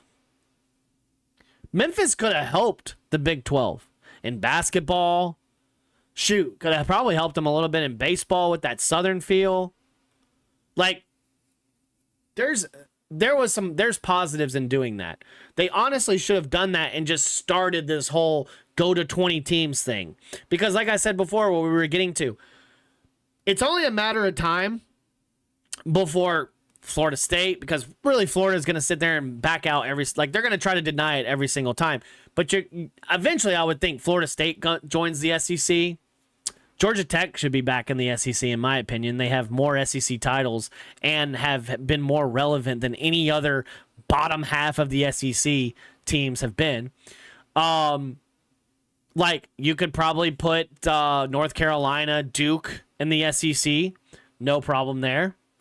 And then that's 4 more teams to make it, to round it out to 20. The Big Ten, they could take any of the Northeast teams, probably put them in there. They could take some of the ACC off the Atlantic Coast Conference. They could take Virginia Tech or Virginia or somebody like that and put them in the Big Ten. Would help with the academics of the world. That could happen. So like realistically, like they really should have allowed them to do it. But to say that like, oh, we're the Big 12, like we don't need Memphis, like, yeah, you do. Yeah, you let in Houston, UCF, and Cincinnati. I would have let Memphis in before I let Cincinnati. And first of all, Cincinnati should probably be one of those bottom-ass Big Ten schools. Like Cincinnati should be right there with like shit-ass Rutgers or Wake Forest. Sorry, that's ACC. But like even Wake Forest should be a Big Ten school. Because like when we get to the point, like I could sit there, Virginia Tech, Wake Forest, put them in the Big Ten. That would have made more sense. Cincy glorified Maction team. You know what? Put Central Michigan in the Big Ten. They're more relevant than Michigan State. Put the Chippewas in the Big Ten. Bigger conferences equal more games, though, right? Of course. They're already talking about that. Whether they're going to want to do the whole 9-game schedule like they did, obviously, during COVID year with 10 SEC games. Okay. Then you had like the Big Ten that did 8 Big Ten games. And then Pac-12 did 6 Pac-12 games. And it's like, how could you have justified all that? Like, oh yeah, it's okay to do that. Yes, shit-ass Rutgers. Because Rutgers doesn't deserve to be in the Big Ten. Rutgers deserves to be in the fucking MAC or the fucking Big East. That's where you should be. Stay there. You're going to tell me that UConn, basketball, obviously. You're going to tell Gonzaga, I guess, right? Basketball. But you're going to tell me Gonzaga, big football school. Let's add them to the Big 12. UConn, let's add them to the Big 12. Yeah, that's a great idea. The Rutgers situation, that makes more sense. Football in New Jersey or wherever the fuck they're from makes more sense, right? Like up northeast where they love football. Rutgers, maybe more in the realm of football and basketball than any other sport. But it's like every year that especially this year with college baseball. I'm sorry. I'm not going to believe and I'm not going to believe in whatever Big Ten school comes out of there because fuck, UCLA won the Big Ten. Because you know why? The Big Ten doesn't have baseball schools. They really don't. They have Michigan, who's pretty decent, and they actually have a decent park. But like, no one's watching Michigan baseball players. No one's watching Ohio State baseball players. Okay? No one's watching. They're watching the Oregon players. They're watching the West Coast players. They're watching Washington, even Washington. Vanderbilt doesn't have a softball team, but they could benefit from it because it's the SEC. That's more opportunities for the females of the world to find a college that will fit them. And guess what? You can play big-time college softball for Vanderbilt. But like Washington ran through the Big Ten. Okay? Because you know why? It's too damn cold to play softball up north. And when it gets to the point when the heat of a lot of the season is going on, it's still fucking cold. It's still cold down here. They had problems with cold down here.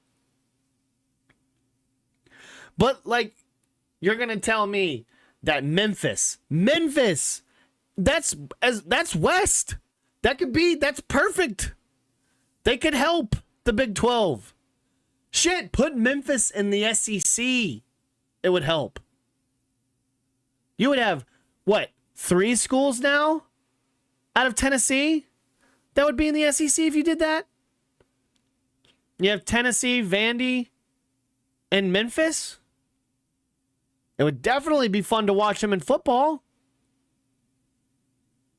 The Louisiana Tech went to the Sun Belt after being in Conference USA for the longest time.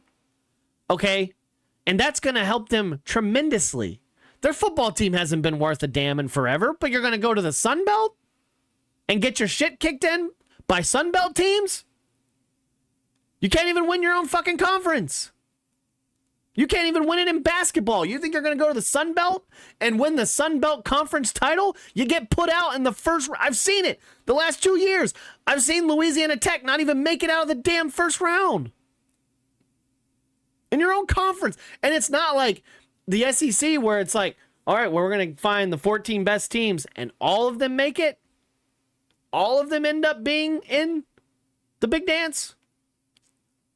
And it's like in Conference USA, you have to win your conference to make the bid, whether it's male or female. You have to win the conference to make it. You're not going to get second and make it.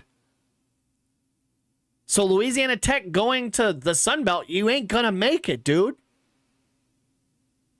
And as much as it's going to improve, which a lot of this bullshit, a lot of these teams expanding and going out, it's for football. It's so they have an opportunity. To make the college football playoff. It's like Diego Pavia turning down like $8 million or whatever it was to go back to Vanderbilt because you think you're gonna win a national title at shit-ass Vandy? You might win a national title in debate class or some kind of nerd competition. Sure. Now, granted, you're going to make more money than any of these athletes are because you're going to get an actual job. But, like, I'm sorry. Like, it's just not feasible. It doesn't make sense. My thing is with Memphis, though, like, still keep doing what you're doing now. You're competitive in the American. So, I don't know. Like, I think it was a real, you think your shit don't stink situation out of the Big 12 to deny Memphis. And like I've seen many people say, like, 16 teams is plenty. And like Polak says in the chat, like Bowling Green, just another glorified MAC. Exactly. Bowling Green is good at bowling. Like Vandy. Vandy has a bowling team on the female side. I think they have a male side too. Vandy has a bowling team. And they're good at it. But you're telling me that Vandy can't afford to have a softball team? Welcome user so-and-so with a bunch of numbers. Like, stop it. Just stop it, okay? Insane. In other news, some transfer news. Congratulations to the boy, to the man, the myth, the legend that is Grissom High School. One of the best Grissom athletes to ever come through Grissom High School, outside of, I would say, Ryan Bell, Jason Swain. There's a lot of really good athletes that have come through, and they may not be well known, but this dude, you know who this dude is, because all he's ever done is put his head down, work his ass off, get to where he's supposed to be, continue to be a great recruiter, and that is John Sumrall over at Tulane. And this man has picked up Jake Retzlaff from BYU. And he's a really, really good transfer quarterback after losing the quarterback they had last year. He had over 2,900 yards in the 2024 season. He had 20 touchdowns and 12 interceptions. He's accrued 23 touchdowns and 15 interceptions in the 2 years that he's been a quarterback at BYU. But now he's going to go change his blue and white for teal and white, and he's going to go to Tulane. And it just shows how great of a recruiter and a head coach that John Sumrall is. John Sumrall, mark my words, you can stamp it, you can clip it, head of steel, all you want, because I will die on this sword. John Sumrall, if Kentucky sucks, if Kentucky absolutely sucks, and they get rid of Stoops this year, John Sumrall better be the first person they call. If Lane Kiffin sucks and Ole Miss wants to say bye-bye to Lane Kiffin, John Sumrall should be the first person that Ole Miss calls. John Sumrall will be a head coach in the SEC. Mark my words. John Sumrall will be a head coach in the SEC. Now, granted, it will probably not be Auburn, which I would love to see him in his home state go back to like Auburn, Alabama. Hell, I mean, yeah, I feel like he'd be going backwards if he went to Jacksonville State or Troy because he was already at Troy. But if he like went back, because a lot of coaches go back sometimes. Or they get asked back after so many years of being in the SEC. So, but right now, like, mark my words. Clip it, whatever you want to do. John Sumrall will be a head coach in the SEC. And it shows with transfers like Jake Retzlaff that he can do those types of things in the SEC and have a good program and have players buy into what he's talking about. He's a family man. He's a good-hearted dude.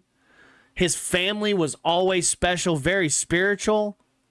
That's the one thing that I think we miss as a program nowadays, especially where we don't go to like somebody's house that was a former player and just listen to somebody talk about, you know, through getting through adversity and doing all these types of things the right way and doing it the Grissom way or the Tulane way or the BYU way or whatever. Like, there's ways to do certain types of things.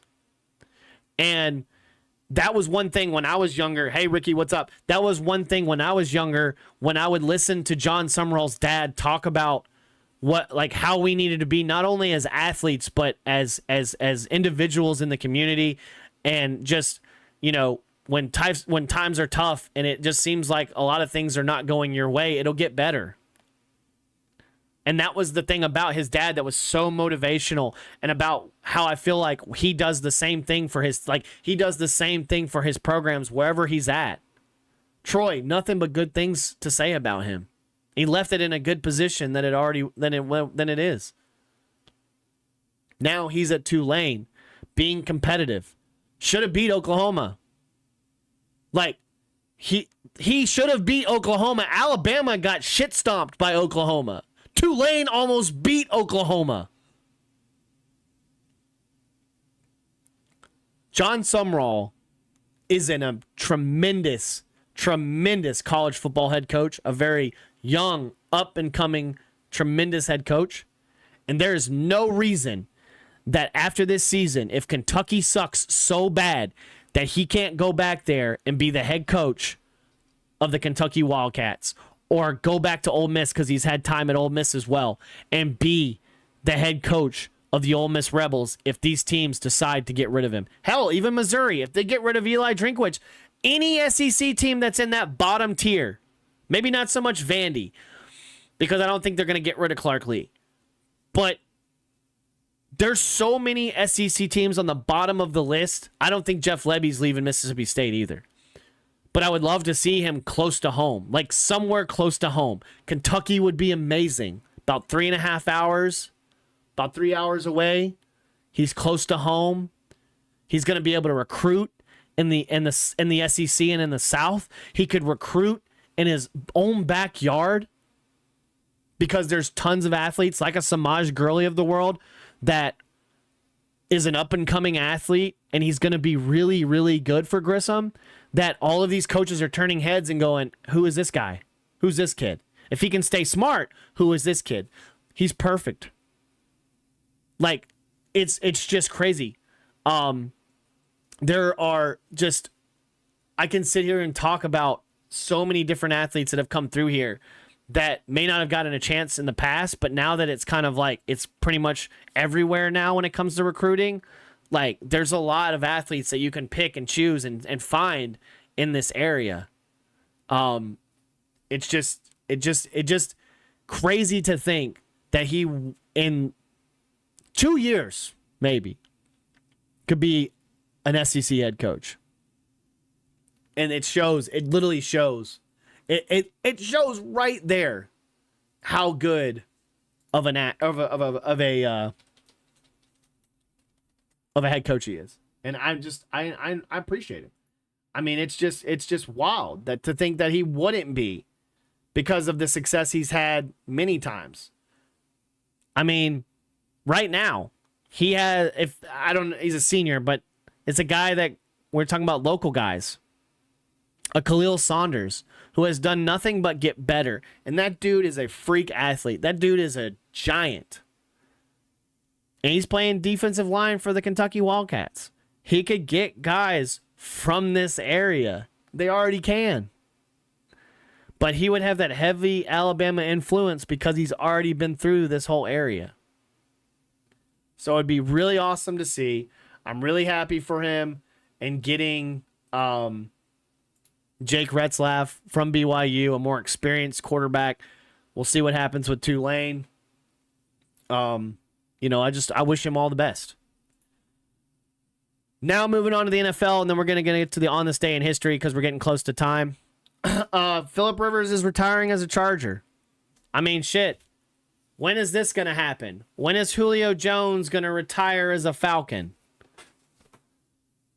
Phillip Rivers is finally retiring. And we talked about that earlier. I can't play the video because YouTube's just going to be a bunch of assholes.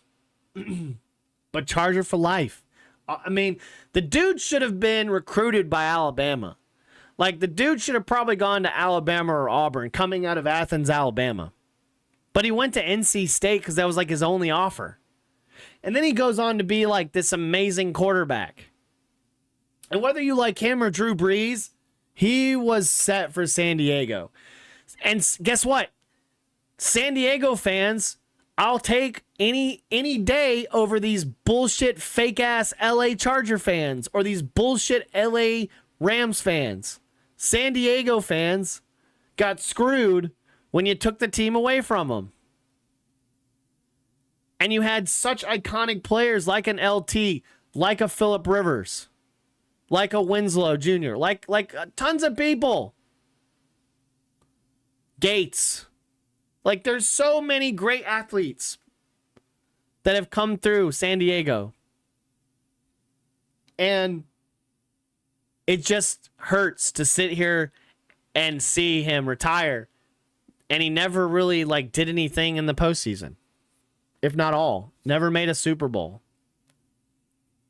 It's like watching as a Falcons fan for so many years, and you're watching literally probably the greatest quarterback, whether you're a Vic fan, whether you're a Matt Ryan fan. I didn't really care about the Falcons growing up until Matt Ryan came into the Falcons.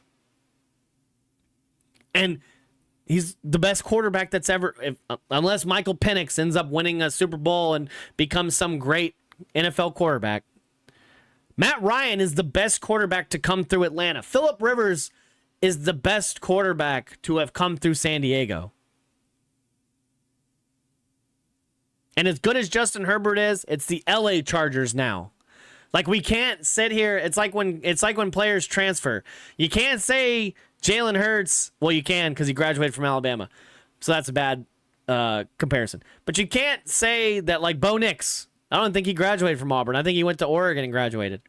You can't say Bo Nix is the best Auburn quarterback or one of the best Auburn quarterbacks when he went to Oregon and he finished his career at Oregon. Okay? Like, Phillip Rivers is literally a Charger for life and will be the best quarterback in the Chargers organization ever. Whether Justin Herbert becomes something. But he said, I'm Phillip Rivers. This is what he said. I'm Phillip Rivers quarterback. I'm retiring as a Charger. The Chargers shared the news Monday. The legendary quarterback is retiring with the team he spent 16 seasons with. Rivers recently, and you're not going to call him the best Colts quarterback, right? Because he had such a historic career. Because obviously there's a guy named Peyton Manning, right? That, won a Super Bowl with the Colts. Like, we're not going to say that Peyton Manning's the best Denver Broncos quarterback, are we? Because there's a guy named Elway, right? So, the best Chargers quarterback. 16 seasons, and Rivers recently told Chargers.com that he's going to do so with the Bolts with something near and dear to his heart. It's something in the past handful of years been my desire to retire as a Charger. It was more of the timing. So of the timing, Rivers said, gratitude is the first thing that comes to mind. Just thankful for my time as a Charger. 16 years. A lot of my adult life was there in that organization and around those people and teammates. I'm overwhelmingly thankful more than anything, Rivers added. Not going to read any of that, what that guy said. Of course, Rivers, who lives in his home state of Alabama, lives down in Fairhope, serves as the head football coach at St. Michael Catholic High School in Fairhope.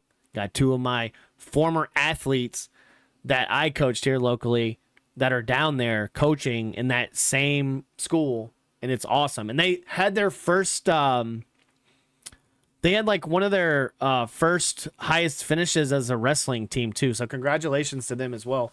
And the head coach over there at St. Michael's. I don't remember his name, but I'll have to remember it for next time, and I will, because that's even special.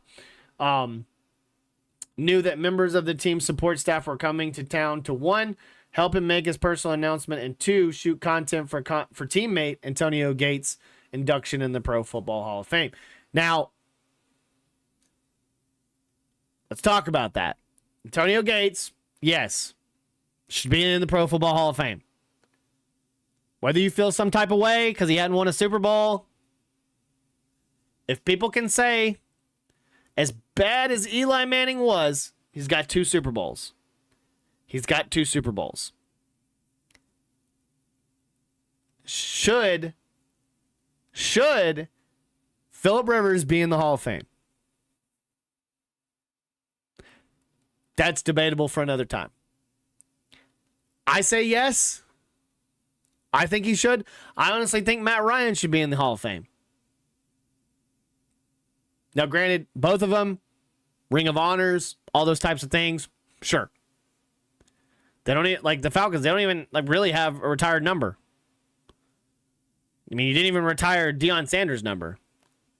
So they're not going to retire 2 with Matt Ryan. But Ring of Honor, sure. Totally fine with that.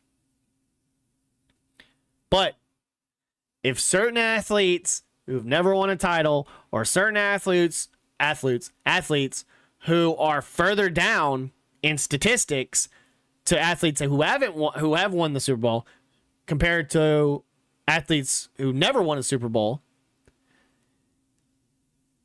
I don't know. Do you think Phillip Rivers should be a Hall of Famer? Do you think Matt Ryan should be a Hall of Famer? I don't know. Like, I don't make that up. I feel like a lot of times when it comes to a lot of these, especially in Baseball Hall of Fame, these writers that are so naive and just stuck up to the point that they won't put somebody in the Hall of Fame, mind-blowing to me. All right. So congratulations to Phillip Rivers. You know, Athens High School, Athens, Alabama, hometown kid, down in Fairhope, Alabama, coaching over there at St. Michael's Catholic School, retiring a Charger. So congratulations to him. All right, let's move it on to On This Day in History and get out of here.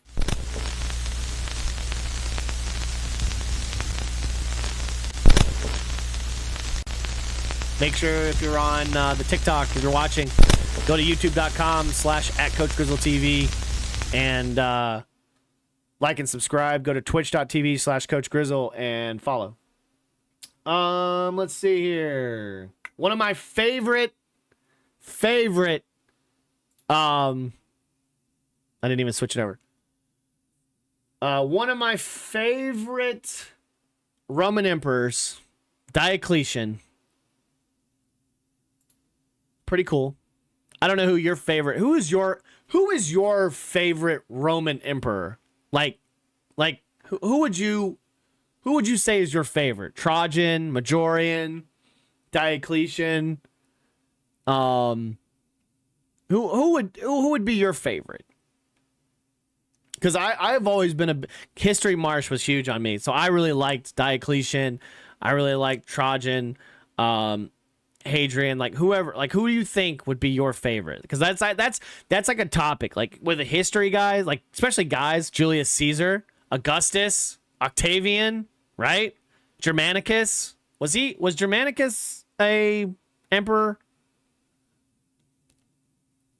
I know he just like beat the shit out of the people that killed all his Romans in the Teutoburg forest. Like, were you a Caesar guy? Like, were you one of those shitty emperors from Gladiator 2? Those two guys? Romulus? I think there wasn't Romulus that was like later in culture. Were you a Constantine? Are you more of an Eastern Roman Empire or a Western Roman Empire guy? Or as a whole? Because there were a lot of like Western Roman empires that weren't recognized by the East because the East felt like that they weren't the same because of how much the West had changed. Whether you had Odoacer taking over England or taking over Italy, or you had the Visigoths going through. What was the other one? There was another group of people that took the I can't even think of it. It just slipped my mind. But anyway, you know what I mean? Like, I think I would say maybe Diocletian for me, maybe Trajan. Julius Caesar's a great one. I liked Octavian. Octavian was a lot smarter than people thought for being a young kid. He was actually a great tactician. Like, he was actually a lot smarter than people thought he was. But in 285, Diocletian appoints Maximian as Caesar and co-ruler. The Battle of Shrewsbury in 1403. An army led by Lancastrian King of England Henry IV defeats the rebel army led by Harry Hotspur Percy of Northumberland, thus ending the Percy challenge to the throne. Also the first battle English archers fought each other on English soil. By the way, you can watch the Battle of Shrewsbury on History Marsh. By the way, youtube.com/@HistoryMarsh. MARCHE. All one word. History Marsh. Great historical documentaries. Just saying. Let's see here. The arrest of John Dudley in 1553. John Dudley, Lord President of the Council under Edward VI, captured in Cambridge. The Fundamental Constitutions of Carolina in 1669. John Locke's Constitution of English Colony, Carolina, is approved. In 1798, the Battle of the Pyramids. Napoleon Bonaparte wins Battle of Pyramids in Egypt. Battle of Mbabe against Mamluk rulers, wiping out most of the Egyptian army. In 1853, New York Central Park is created. So in 1853, Central Park, which is just a stretch of just, it's like a couple of miles maybe, not even. Like, it's not a very big park in a big urban jungle. You have Central Park created in 1853. We credit landscape architect and writer Frederick Law Olmsted. Is that where the Ohm's Law? Did he invent Ohm's Law? Olmsted? Am I wrong? Frederick Law Olmsted. Of course, New York legislator puts aside more than 750 acres of land on Manhattan Island. In 1861, the first battle of Bull Run, the first battle of First Manassas, the first major battle of the U.S. Civil War, is fought near Manassas, Virginia. It ends in a Confederate victory. In 1865, first Western showdown in Springfield's Market Square in Missouri. Wild Bill Hickok shoots and kills Davis Tutt in what is regarded as the first true Western showdown.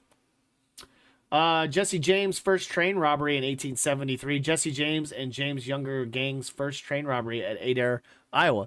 There's actually a historical marker here in town. There's actually two that I really like.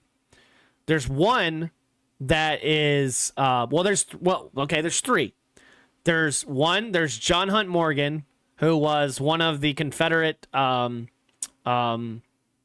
commanders that went all through like Kentucky, Ohio, and it was Kentucky, Ohio, and then there was like Kentucky, Ohio, and one other state. But basically, he extended the war. he basically did what Lee never wanted him to do, but he did it anyway.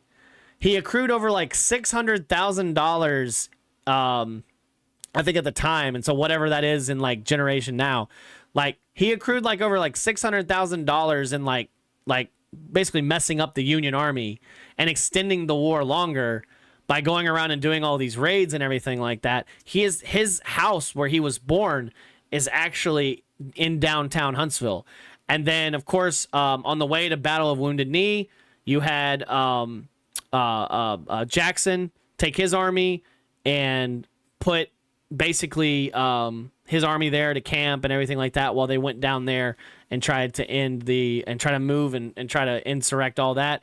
And then also you had Jesse James.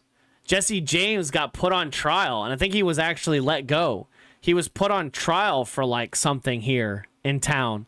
And there's actually a history marker on there too as well. I'll try to find that one. I know where it is. I park by it like all the time. And I'll take a picture of it and put it on Twitter, put it on Instagram, whatever, so you can kind of see. There's a lot of cool historical markers that are around that area. So it's probably one of the many trials that he had. This was one, 1873, him and James Younger gang's first train robbery at Adair, Iowa. In 1877, U.S. Army breaks railroad strike. Let's see.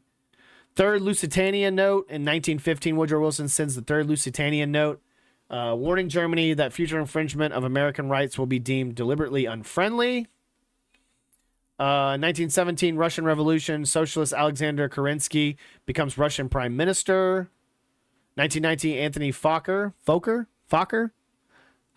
establishes a new aircraft company, the Dutch Aircraft Company in Amsterdam. Let's kind of go a little faster. 1941, 200 Jewish Torahs are burned in the Ukraine. In 1941, Himmler orders building of Majdanek. I think it's Majdanek. Concentration camp just outside Polish city of Lublin. 1942, 8 die in a coal waste heap slides in a river valley near Oakwood, Virginia. Stormy Weather, 1943, musical film Stormy Weather directed by Andrew L. Stone, starring Bill Robinson, Lena Horne, and Fats Waller, singing Ain't Misbehavin', premieres in the U.S. Churchill meets Montgomery in 1944. British Premier Winston Churchill flies to France, meets Montgomery. Klug warns Hitler of collapse in 1944. Field Marshal Gunther von Klug warns Hitler of impending collapse of front in Normandy. He was warned multiple times. The man was informed multiple times of a collapse on Normandy, and he still ignored it, and he still did not even send anybody to try to help that. If you go look at half the people that were defending Normandy were like conscripts, young kids, old people, and they didn't even have, that's the whole thing about Saving Private Ryan. It's like they went and stormed the beach, and all those guns that they talked about, those beach guns that were there were not even there. So it was realistically, it was like a crapshoot in some of the beaches. But it was once they got there, they were just well, shit, this is what they were defending? And then it was there's a lot of backstory on the conscripts that were there that defended Normandy. Whether they were Russian conscripts or Korean or from some other country. It wasn't a bunch of it wasn't a ton of Germans. It's kind of crazy on that. 1944, General Koiso becomes premier of Japan. 1944, U.S. forces land on Guam during its recapture from the Japanese, Operation Forager. And actually watching the Pacific again. Really love that miniseries. Some people don't, but I like it because it's not Band of Brothers, but I get it. Event of interest in 1951, Dalai Lama returns to Tibet. The Quiet Man in 1954, directed by John Ford and starring John Wayne and Maureen O'Hara. Released in the UK. Gibson's first U.S. title, first black woman to win a major U.S. tournament in 1957. She might be the first black athlete in tennis to win it, I guess. Let's see here. I just didn't want to say it how it was written. Mobster returns, 1971. American mobster Sam Giancana returns to the United States after spending 7 years in exile in Mexico. 1973, Brave St. Karen hits Philadelphia Phillies Ken Brett's fastball for his 700th home run in Atlanta. Billy Martin fired as Texas Rangers manager in 1975. Sgt. Pepper's Lonely Hearts Club Band in 1978, film starring the Bee Gees based on the Beatles album of the same name, premieres in New York City. Thunderstorm cancels Ross concert, Diana Ross's free concert in Central Park, New York City in 1983. Appetite for Destruction, Guns N' Roses' debut album in 1978 is released. Debut album of all time with more than 30 million copies sold. Tyson vs. Williams, Mike Tyson KOs Carl Williams in 1 minute and 33 seconds in the heavyweight boxing title in 1989. Pink Floyd's The Wall in 1990 is performed where the Berlin Wall once stood in a charity concert led by Roger Walters, guest Cyndi Lauper, Joni Mitchell, The Scorpions, Sinead O'Connor, Bryan Adams, The Band, Van Morrison, The Hooters, and others. No, we're good. Let's see. Wayne Gretzky signs a 2-year deal with the Rangers in 1996. Final Harry Potter book is published in 2007. The Deathly Hallows. Guardians of the Galaxy in 2014, directed by James Gunn, starring Chris Pratt, Zoe Saldana. Premieres in Hollywood, Los Angeles. They paid this man a shitload of money to just say, I am Groot. They paid this man a crap load of money just to say, I am Groot. And it was probably still one of the most iconic characters in the Guardians of the Galaxy. Let's see. Justin Bieber barred in 2017 while he was in China, I guess. Buffy the Vampire Slayer reboot in 2018. Marvel announces 10 films in 2019. They've all been ass since then. Let's see. Polio 2022. First polio case since 2013 was reported in Rockford County, New York. Biden tests positive for COVID in 2022. Biden drops out last year in 2024. All right, let's go through the birthdays and get out of here. We're going over on 2 hours. All right, Thomas Pelham Holmes, first Duke of Newcastle in 1693, who died in 1768.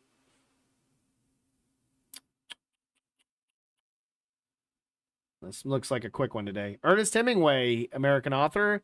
The Old Man and the Sea, Nobel Prize for Literature in 1954. He was born in Oak Park, Illinois. He was born in 1899. He died in 1961. Marshall McLuhan, Canadian writer and prophet of the digital age. The medium is the message. Born in Edmonton, Alberta. He was born in 1911. He died in 1980.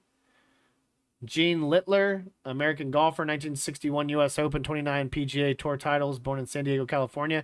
He was born in 1930. He died in 2019. Ken Starr, American lawyer, investigated a sitting U.S. President Bill Clinton. Starr Report, born in Vernon, Texas. He was born in 1946. He died in 2002. Cat Stevens, British singer-songwriter, Peace Train, Moonshadow, born in Marylebone, London, and England in 1948. Robin Williams, he was born in 1951. He died in 2014. American actor and comedian. By the way, if you're feeling like some type of way, please contact somebody. Please talk to somebody. It'll get better. I promise. Don't ever feel like that you're not loved. So if you ever feel those negative, those dark tendencies, just don't. Just remember who loves you, remember who supports you, and remember that if you do these types of things, that a lot of people will miss you. And Robin Williams is one of my favorite actors. One of my favorite actors. I mean, not even just Mork and Mindy, Jumanji, Dead Poet Society, Good Will Hunting. I mean, Jack. Okay, Mrs. Doubtfire. Night at the Museum. Even in that small of a character, like Robin Williams as a comedian, just amazing. He was born in 1941. He died, or 1951. He died in 2014. Let's see here. I don't know who that is. Oh, Erling Haaland. I like him. Norwegian soccer player. He was born in 2000. He's 25. Let's see. Molde FK, Red Bull Salzburg, Borussia Dortmund. Oh yeah, that's the dude that's like, he's intimidating as shit, dude. That dude's a stud. That's it. Let's see any of these younger people. Maybe I know them. Nope. Oh, DeAndre Jordan, American NBA basketball player. I like that I don't even have a picture of him. Denver Nuggets. So he was born in 1988. He's like 37. Yeah. I guess he's 37 because I'm going to be 36 in November. So thank you so much again. If you're on the TikTok, we're getting out of here. So we're going to go ahead and end that stream right now. If I can do it the right way without being dumb. Let's see here. Let's see. End now. Thank you so much. So if you did watch on the TikTok, we're just trying to create exposure. So thank you again. But if you're still here on the YouTube and the Instagram straight flexing, the TikToks, all the worlds of the Twitch and everything like that, thank you so much for supporting that way in the social media realm. Thank you so much for just being there as a follower, as a guest, as a viewer, as a listener. Thank you again, Head of Steel, Pollock, everybody that's been here. Zach is vibing. Everyone that's been in this chat, that's been a part of it, thank you so much. Make sure, again, you like and subscribe on youtube.com/@CoachGrizzleTV. Make sure you hit us up at twitch.tv and like a follow at twitch.tv/CoachGrizzle. Remember, if you'd like to subscribe on Twitch, it's $5.99 a month. You subscribe there. If you want to donate to the channel, Cash App, $Coach Grizzle, Venmo @MassBraves.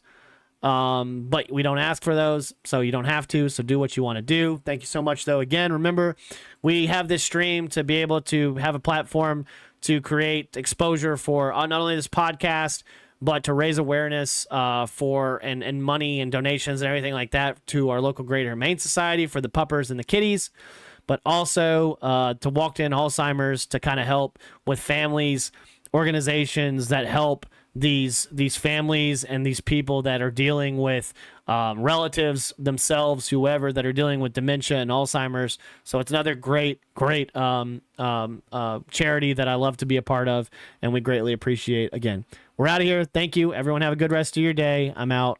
Peace.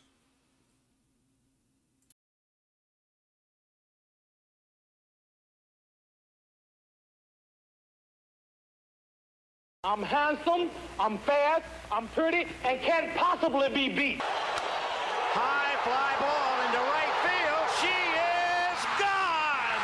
They might be going to call George Brett out. Well, he's out. Yes, sir. Brett is out. Look at this. Brett is out.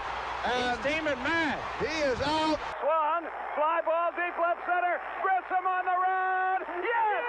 The Atlanta Braves have given you a championship. Auburn going after it. Here's a good snap. It is blocked.